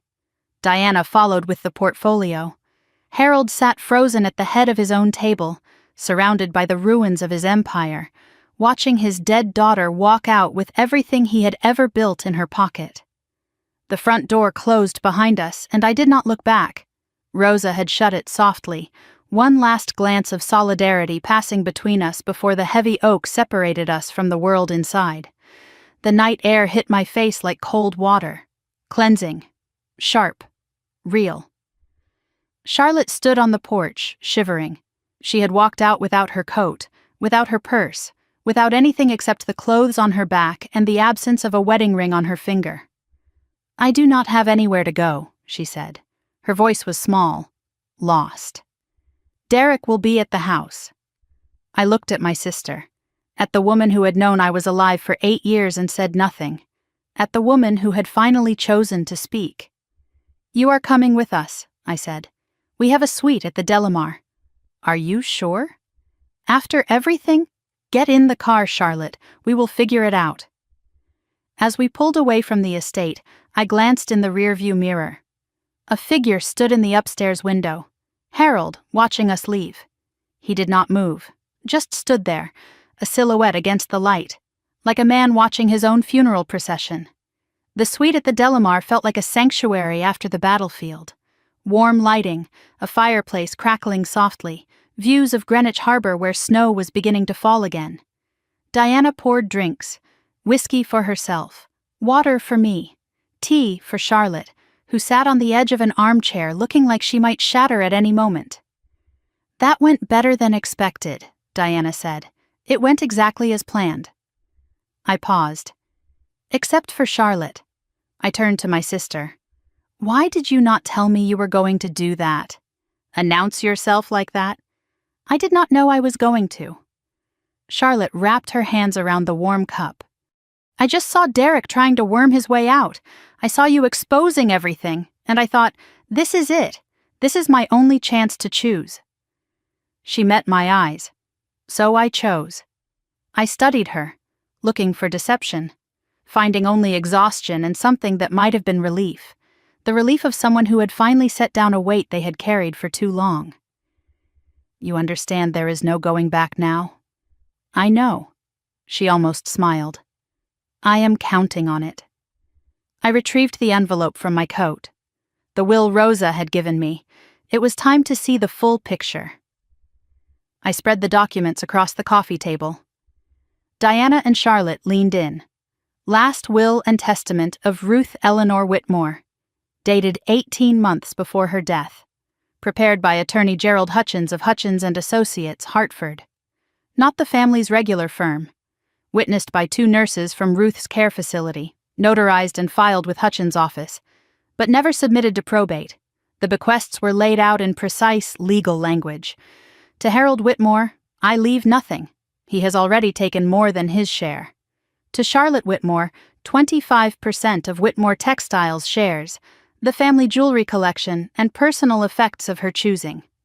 And to Serena Grace Whitmore, 40% of Whitmore Textiles shares, the Whitmore estate property, a trust fund valued at $1.2 million, and all my love, which her father tried to bury but could never kill. Charlotte's voice was barely a whisper. She left you the house? The whole estate? She left me everything Harold told her I could not have. Because he told her I was dead. But if this will exists, Charlotte said slowly, why did it not go through probate? Diana pulled out another document. Because Harold made sure it did not. He filed a false affidavit claiming Ruth died intestate, without a will. That is not just fraud, that is a felony. She walked us through the crime. When Ruth died, Harold appointed himself executor. He claimed there was no will, filed for intestate succession. As her only living child, he inherited everything by default. He transferred Ruth's 40% stake in the company to himself. The trust fund meant for me? Harold liquidated it, used it to cover company debts. My inheritance, stolen before I even knew it existed. Attorney Hutchins retired to Costa Rica 3 months after Ruth's death, Diana continued. Paid off his mortgage, bought a boat, all cash. Harold bribed him, almost certainly. But Hutchins kept copies. Rosa found this one hidden in Ruth's Bible. Ruth must have suspected Harold would try something. I thought about my grandmother, frail and fading, but still fighting, still trying to protect me even as dementia clouded her mind. There may be more copies, Diana said. We are still searching. Charlotte spoke quietly. Prison. Dad could actually go to prison. He should have thought about that before he buried his daughter alive. I reached into my bag. There was one more envelope. The yellowed paper Marcus had given me at the boathouse. Ruth's letter, still unopened. Charlotte saw my hesitation. You have not opened it? I was waiting. I do not know for what. Open it now, please. I want to know what she said. My hands trembled as I broke the seal, the first sign of vulnerability I had shown all day. Ruth's handwriting filled the page, shaky but determined. I read aloud. My dearest Serena, if you are reading this, then I am gone, and you have found your way back. I knew you would. You were always the strongest of us all. Your father told me you died. I did not believe him, not in my heart. A grandmother knows when her grandchild is still in this world. I tried to find you. I wrote letters. I hired people to search. Your father stopped everything. He called me confused, senile. Maybe I was by the end. But I was never wrong about you. Everything I have is yours. Not because I owe you, but because you earned it. You survived. You became something without them. That takes a kind of courage Harold will never understand. Burn it all down if you have to, sweetheart. Some houses deserve to fall. All my love, always. Grandma Ruth. Silence. The words hung in the air like smoke. For 11 years I had told myself I did not need them, did not need anyone. I had built walls, become stone, survived. But this, Ruth's voice from beyond the grave, believing in me when no one else did. It cracked something I had worked very hard to keep intact. Tears came, silent, rolling down my cheeks. The first tears I had shed since the night I left. Charlotte moved to sit beside me, hesitated, then put an arm around my shoulders. She never stopped loving you, Charlotte whispered, even when they told her you were gone. She was the only one. No, she was not. We sat there together, two sisters, grieving, healing, something broken beginning to mend. Diana quietly stepped out to give us privacy. I let myself feel it. The loss, the love, the fury, all of it, crashing through the walls I had built. Then I folded the letter carefully and placed it in my coat pocket, close to my heart. I wiped my eyes. Ruth said to burn it down if I have to. Charlotte looked at me. And will you? Every last piece of it. Diana returned. The moment of vulnerability had passed. There was still work to do. We have 47 hours until the deadline, Diana said. What is our next step? Harold will not sign willingly. He will spend the next 2 days looking for a way out. There is not one. We have covered every angle. He does not know that yet. He is arrogant enough to think he can outmaneuver us. Charlotte spoke up. I can get the documents from the treehouse. The evidence on Derek. Is it safe? Derek might be watching the property. The treehouse is behind the hedge maze. No one has been there in years. Derek does not even know it exists. Go tomorrow morning, early, before anyone is awake. Charlotte nodded. What will you do? Wait. Let Harold stew. Let him realize there is no escape. Late that night, my phone rang. Unknown number, local area code. Who is this? A voice. Male, older, scared. Miss Whitmore, this is Gerald Hutchins, Ruth's attorney. I sat up straight. I thought you were in Costa Rica. I was. I came back when I heard you had returned. Your father paid me to disappear, to forget about Ruth's will. I took the money. I am not proud of it. He paused, drew a shaky breath. But I kept copies. Everything. And I am willing to testify. Harold Whitmore threatened my family, Miss Whitmore, my grandchildren. That is why I ran. But I am tired of running. I am tired of being afraid of him. Meet me tomorrow, he said.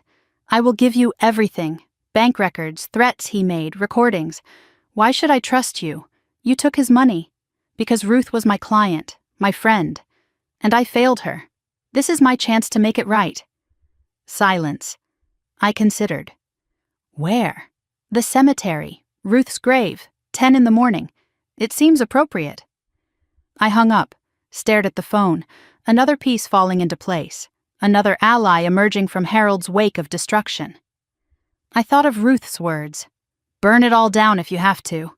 The dead were speaking, the buried were rising, and by tomorrow, I would have everything I needed to reduce Harold Whitmore to ashes.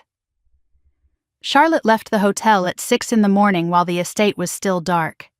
She told me later how it happened. The cold November air cutting through her jacket as she parked on a side road and slipped through the old service gate. The hedge maze overgrown now, tangled with dead vines and neglect. No one had maintained it in years. No one remembered it existed except two sisters who used to play hide and seek in its corridors a lifetime ago. The treehouse sat behind the maze, hidden by a wall of untrimmed boxwood, built by our grandfather 50 years ago, forgotten by everyone except Charlotte and me. She climbed the wooden ladder, hands shaking from cold and nerves. Inside, exactly where she had hidden it 2 years ago, was a metal lockbox, printed emails, photographs of Derek with Morrison executives, bank statements showing unexplained deposits, a USB drive with recorded phone calls. Everything she needed to destroy her husband. As she climbed down, a light turned on in the main house. Someone was awake. She ran. I met Gerald Hutchins at Greenwich Cemetery at 10 o'clock. He was already there when I arrived. A thin man in his 70s wearing a gray overcoat, standing before Ruth's grave with his hat in his hands. He looked like a man seeking absolution from a headstone that could not grant it.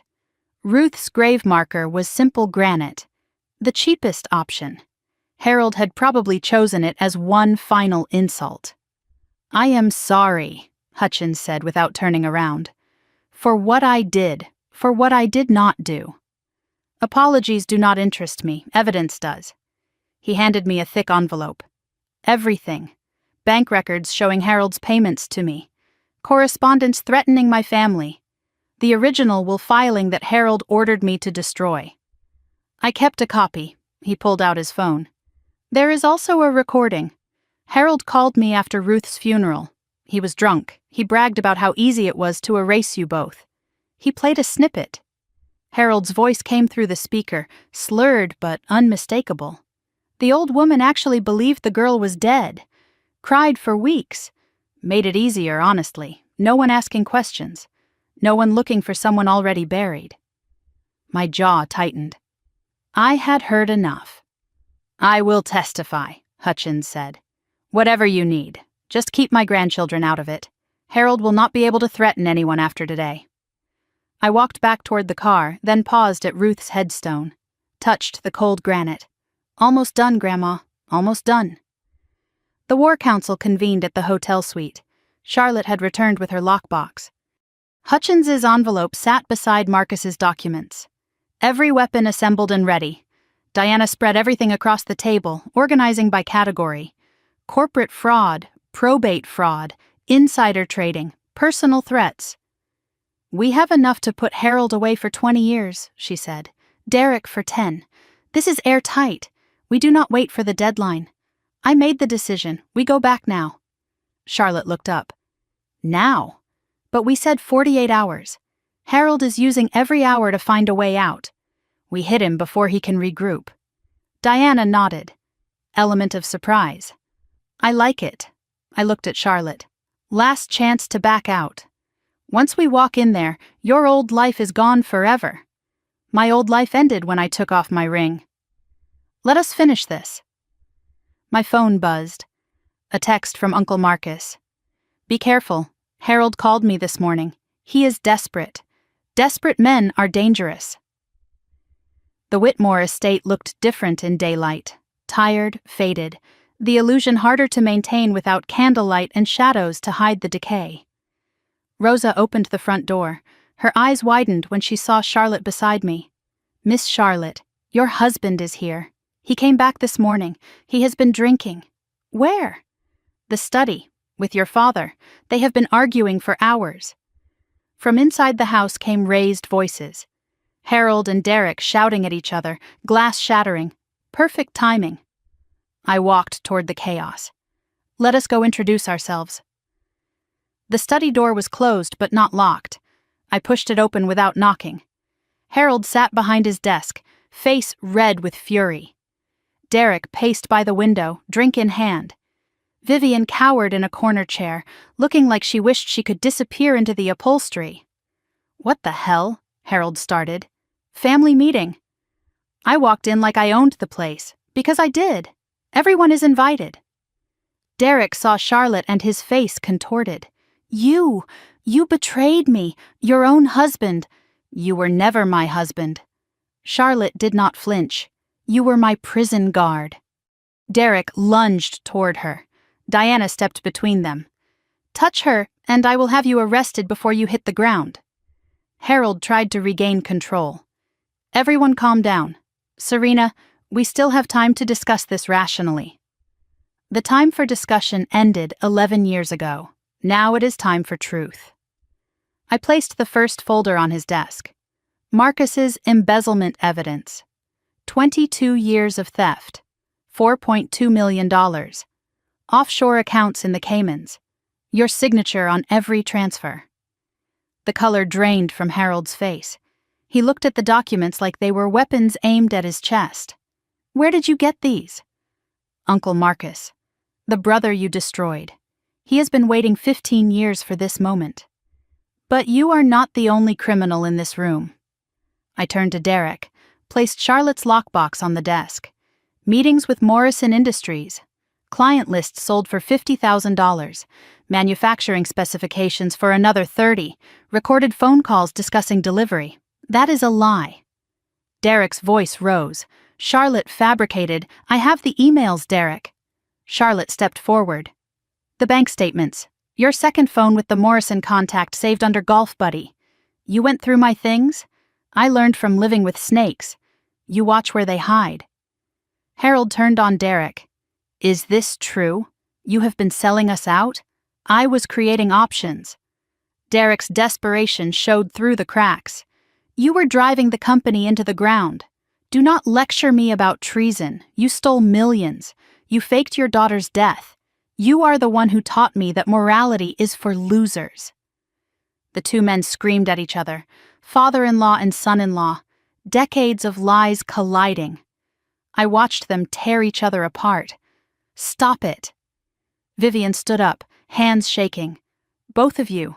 Just stop. There has to be a way out of this. There is always a way out. There is no way out, Mother. Not this time. I placed the final item on the desk. Hutchins' envelope with the recording. Ruth's attorney. The one Dad bribed to destroy her will. He came back. He is ready to testify. And he has a recording. Dad, drunk, bragging about making Ruth believe I was dead, about how easy it was to erase us both. Harold's hand went to his chest. His breathing became rapid, shallow. I need to sit down. He collapsed into his chair. Sweat on his forehead.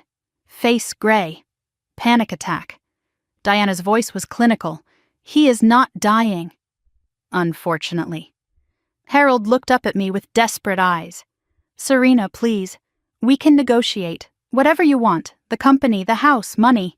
You do not have anything I want. I already own it all. Then what? What do you want? I leaned down to his level. I want you to feel what I felt. Erased, forgotten, dead to everyone who ever knew you. I want you to know that everything you built, everything you lied for, everything you destroyed your family for, I am taking it all. Vivian tried one last time. Serena, please. I am your mother. I know I failed you, but you chose him. Every time. You always chose him. I did not know. I did not know about the money, the fraud.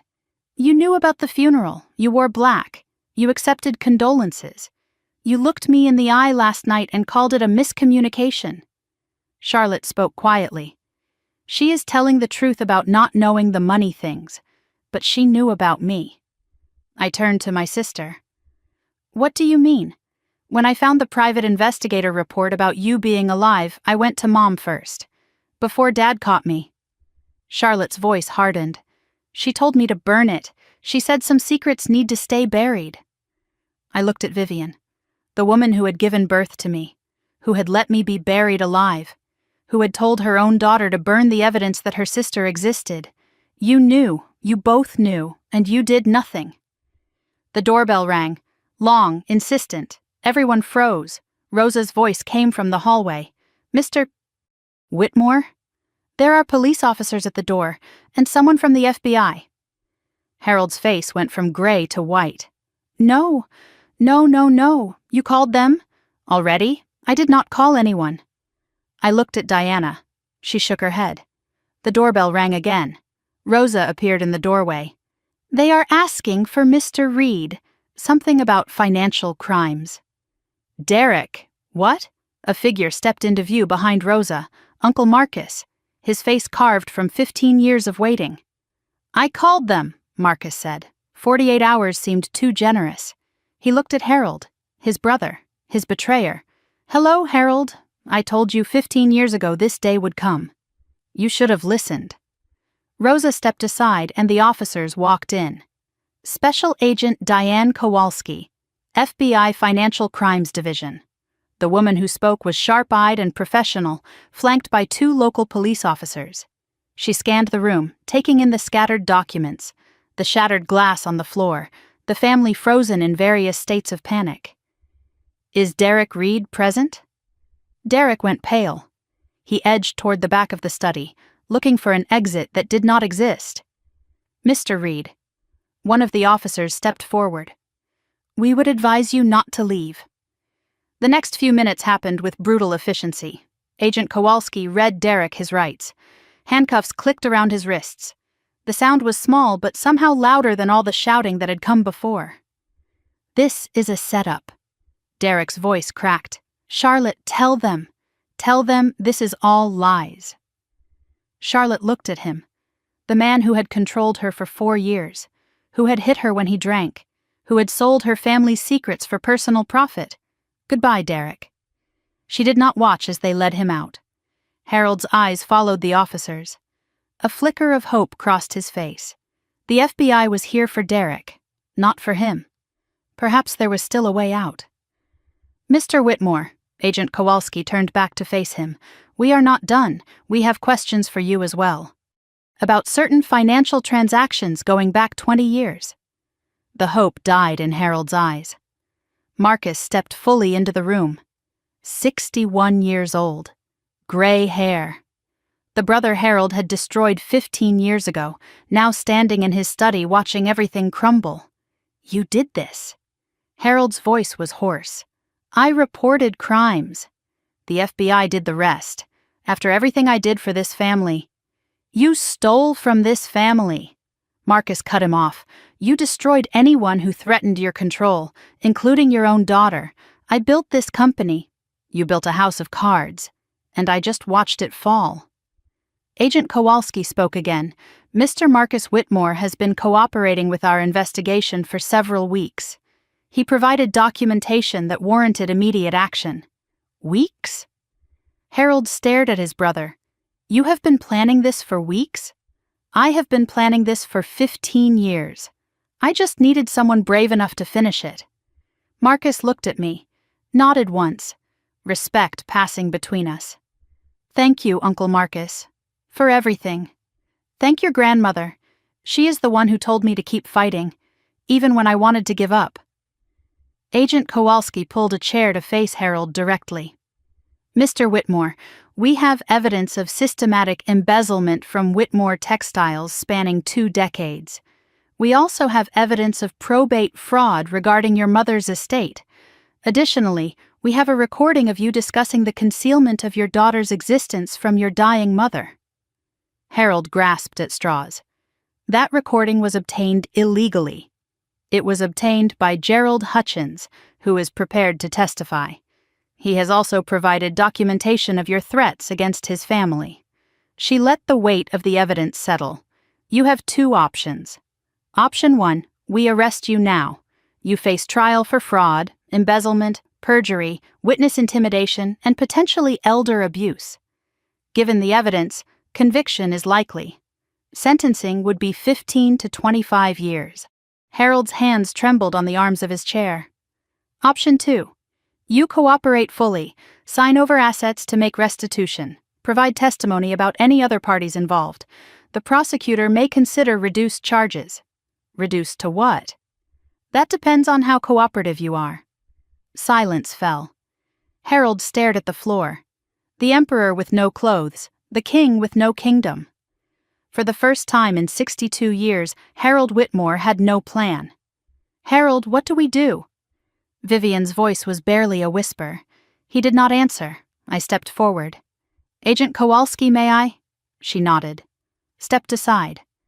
I approached Harold. Diana handed me the acquisition documents. "Sign these." I placed them on the desk in front of him. "Transfer full ownership of Whitmore Textiles to me. Surrender any claim to Grandma Ruth's estate. Vacate this property within 72 hours. And in return, I will not pursue civil action.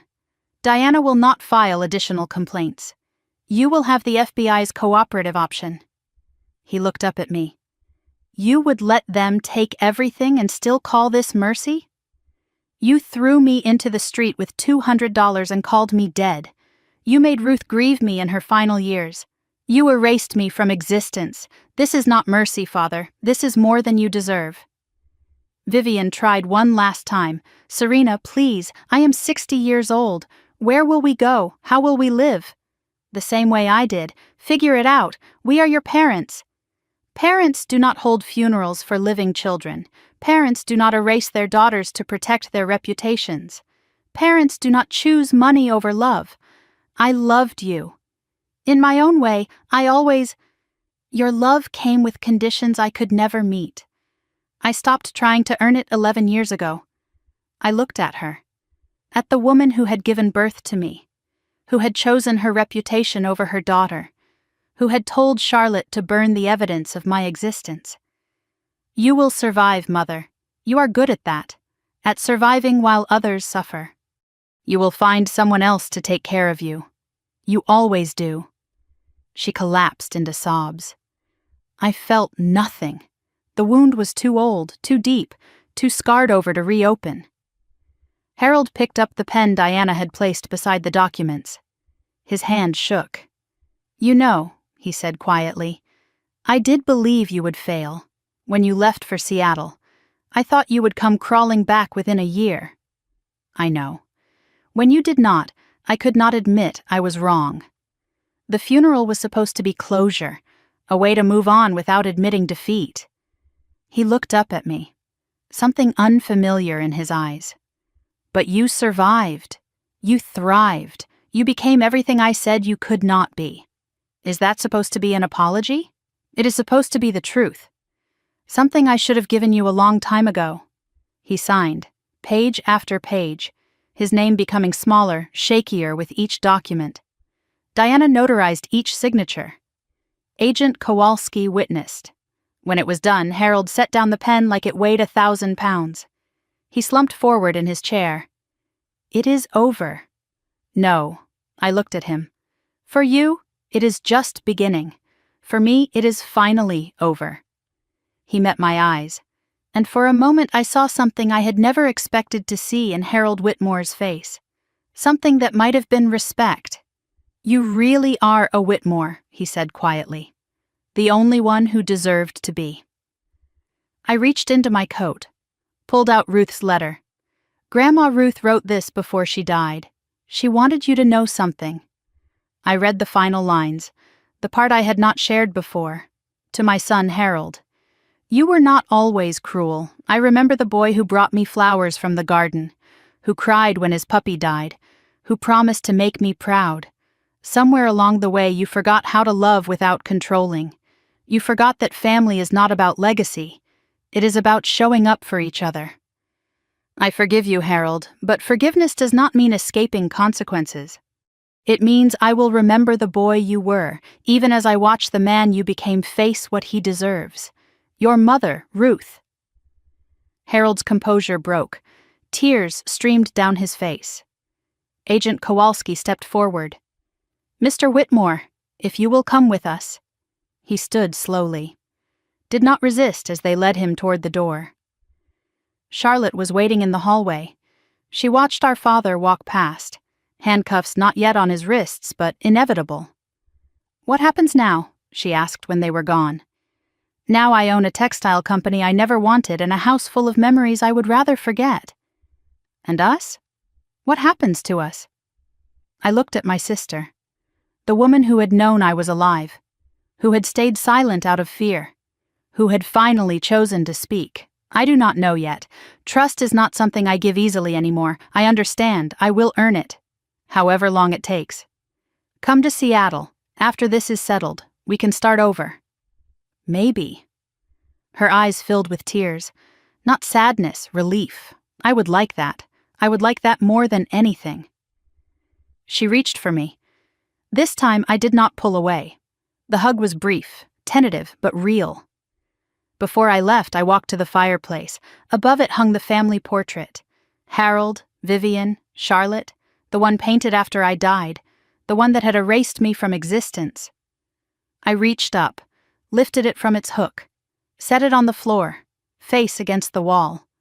Behind it, on the faded wallpaper, a shadow, the outline of the original portrait, the one that had included me. I had always been here, even when they tried to pretend I never existed.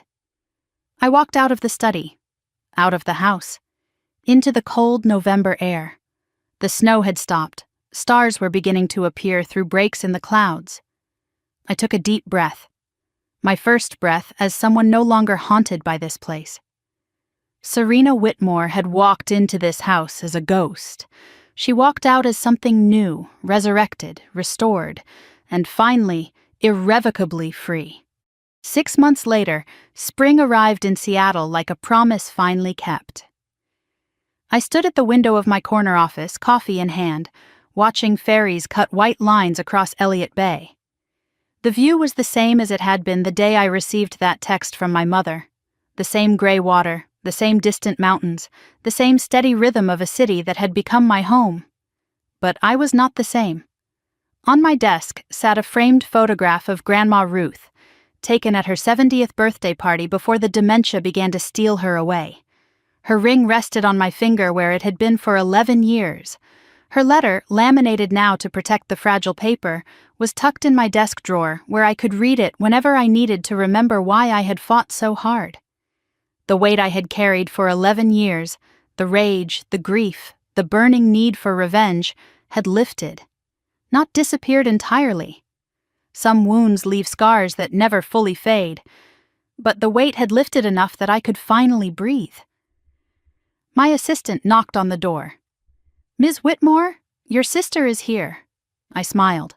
That word still felt strange on my tongue. Sister. But it was getting easier every time I heard it. Charlotte walked in looking like a different person than the trembling woman I had pulled out of that house 6 months ago. Healthier, lighter, like someone who had finally learned what it meant to breathe without asking permission. She had been in Seattle for 4 months now, small apartment in Capitol Hill, job at a nonprofit that helped women escape domestic violence, starting over from nothing, just like I had done 11 years before. "Ready for the big day?" she asked. "As ready as I will ever be." We had dinner together every Sunday now. Sometimes we talked about the past. Mostly we did not. Trust was still building. Slowly, but it was building. Charlotte had divorced Derek 3 months ago. The paperwork had been simple. He had bigger problems to worry about than fighting for assets he would never be able to enjoy. "I never thought I would say this," Charlotte said, "but losing everything was the best thing that happened to me. I know the feeling." Today was the official reopening of Whitmore Textiles under its new name. I was flying to Connecticut for the ceremony. Charlotte was coming with me. But first, there was the matter of what had happened to everyone else. Harold pleaded guilty to embezzlement, fraud, and perjury. He cooperated fully with the FBI, just as Agent Kowalski had suggested. The judge took his cooperation into account when sentencing. 8 years in federal prison. He was currently in a minimum security facility in Pennsylvania, wearing khaki instead of bespoke suits, eating cafeteria food instead of holiday dinners. I had not visited. I did not plan to. He wrote letters sometimes. I did not read them. Some bridges are not meant to be rebuilt. Derek received 12 years, insider trading, corporate espionage, securities fraud.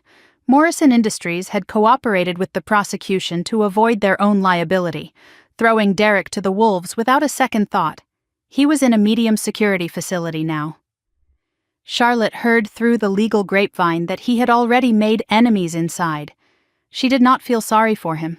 Neither did I. Vivian was never charged with any crimes. Complicity is not always criminal, but she lost everything anyway. She lived in a small condominium in Boca Raton now, purchased with what little money she had managed to hide before the seizures began. She worked part-time at a department store, greeting customers and helping them find the right size. The irony was not lost on anyone. The woman who had spent her life being served was now doing the serving. She had sent Charlotte a birthday card last month. Charlotte threw it away unopened. Vivian had not tried to contact me. Perhaps she finally understood that some relationships cannot be repaired with a Hallmark card and an apology. Uncle Marcus had testified at Harold's trial. He walked out of the courthouse with 15 years of weight lifted from his shoulders. He worked as a consultant for the new company now. Part-time, he insisted. He claimed he was too old for full-time work, but I suspected he just wanted more time for fishing. The factory in Hartford had been completely renovated. When we arrived that afternoon, I barely recognized the place. Bright and modern, humming with activity and purpose. The sign above the entrance no longer said Whitmore Textiles. It said Ruth Industries, named for the woman who had believed in me when no one else did, named for the grandmother who had tried to find me even as dementia clouded her mind, named for the love that had outlasted every lie. I stood before a small crowd of employees, investors, and local press. I gave a short speech about new beginnings and second chances, about honoring legacy while building something better. I did not mention Harold. I did not mention the funeral. Some stories do not need to be told in public. When I cut the ribbon, Charlotte stood beside me. Marcus watched from the crowd, smiling. Diana was there too, already on the phone negotiating the next deal. Rosa had come up from Greenwich for the occasion. She was retired now, but she had wanted to see this moment with her own eyes. As the applause faded, I looked up at the Ruth Industries sign. "We did it, Grandma," I whispered. "We did it." That evening, I walked through the Whitmore estate one last time. The furniture was gone, sold at auction to pay debts. The portraits were gone, the chandelier, the silver. Just empty rooms and echoes now. I walked through the foyer where I had stood with my suitcase 11 years ago, through the study where Harold had told me I was dead to the family, through the dining room where I had served them their own destruction. I had sold the estate the week before. A developer had purchased it. They were going to tear it down and build condominiums. 2 modern buildings where one old mansion had stood. I kept nothing from the house. Nothing except Ruth's Bible and the original family portrait, the one that had included me. The one they had replaced when they decided I no longer existed. The house would be demolished next month. Good. Some places deserve to disappear. "Any regrets?" Charlotte asked. "About the house?" "No. About any of it?" I considered the question. I regret that it had to happen at all. But I do not regret what I did. We drove to Greenwich Cemetery as the sun began to set. Ruth's headstone had been replaced. The cheap granite Harold had chosen was gone. The new one was marble, elegant and dignified. Ruth Eleanor Whitmore, beloved mother, beloved grandmother. Her love outlasted every lie. I knelt before the grave. Charlotte stood behind me. "I did what you asked, Grandma. I burned it down. And I built something new from the ashes. The company has your name now, your real legacy, not his. I wish you could see it. I wish you could see who I became." I touched the cold stone. "But maybe you can. Maybe you always could." Charlotte placed her own flowers beside mine. "I am sorry I did not fight harder, Grandma. I am trying to make up for it now. 2 granddaughters, 1 grave, 1 shared grief, 1 shared hope." On the flight back to Seattle, Charlotte fell asleep in the seat beside me. I stared out the window at the city lights far below. People asked me if I felt guilty, destroying my own family, putting my father in prison, leaving my mother with nothing. They called me cold, heartless, ruthless. Maybe I was. But here is what they do not understand. I did not destroy my family destroyed itself. I just held up the mirror. I just made them face what they had done. For 11 years, I was a ghost. A name on a headstone. A story they told at cocktail parties to explain my absence. They buried me while I was still breathing. They grieved me while I was still fighting to survive. They chose their reputation over their daughter, their money over their morality, their image over their integrity. I did not take anything from them that they had not already stolen from themselves. They say, revenge is a dish best served cold. But I did not serve revenge. I served truth. And the truth was always cold. I just made them feel it. 1 week later, I sat on my balcony in Seattle, watching the morning light spread across the city. Coffee in hand, calendar full of meetings. But also dinner with Charlotte on Sunday. A fishing trip with Marcus next month. A vacation I was actually planning to take. Life had become something I looked forward to instead of something I merely survived. I was not the scared girl who had fled to Seattle with $200. I was not the stone-cold executive who had returned for revenge. I was something new now. Someone who had survived. Someone who had won. Someone learning to live again. I touched Ruth's ring on my finger. The only inheritance that ever mattered. The only legacy worth keeping. They called me cold for evicting my own parents. They called me cruel for exposing the truth. They said I should have forgiven, should have moved on, should have let it go. But tell me, would you forgive someone who buried you alive? Would you let go of the hand that pushed you into the grave? I did not think so. I do not regret what I did. I only regret that it took me 11 years to do it. They declared me dead. So I came back to life, and I made sure they never forgot I was still breathing. That is my story. The funeral I did not attend. The family I did not need. The life I built anyway. If you have ever felt erased by the people who should have loved you most, know this. You are not what they say you are. You are what you choose to become. Thank you for listening. If this story moved you, hit that like button.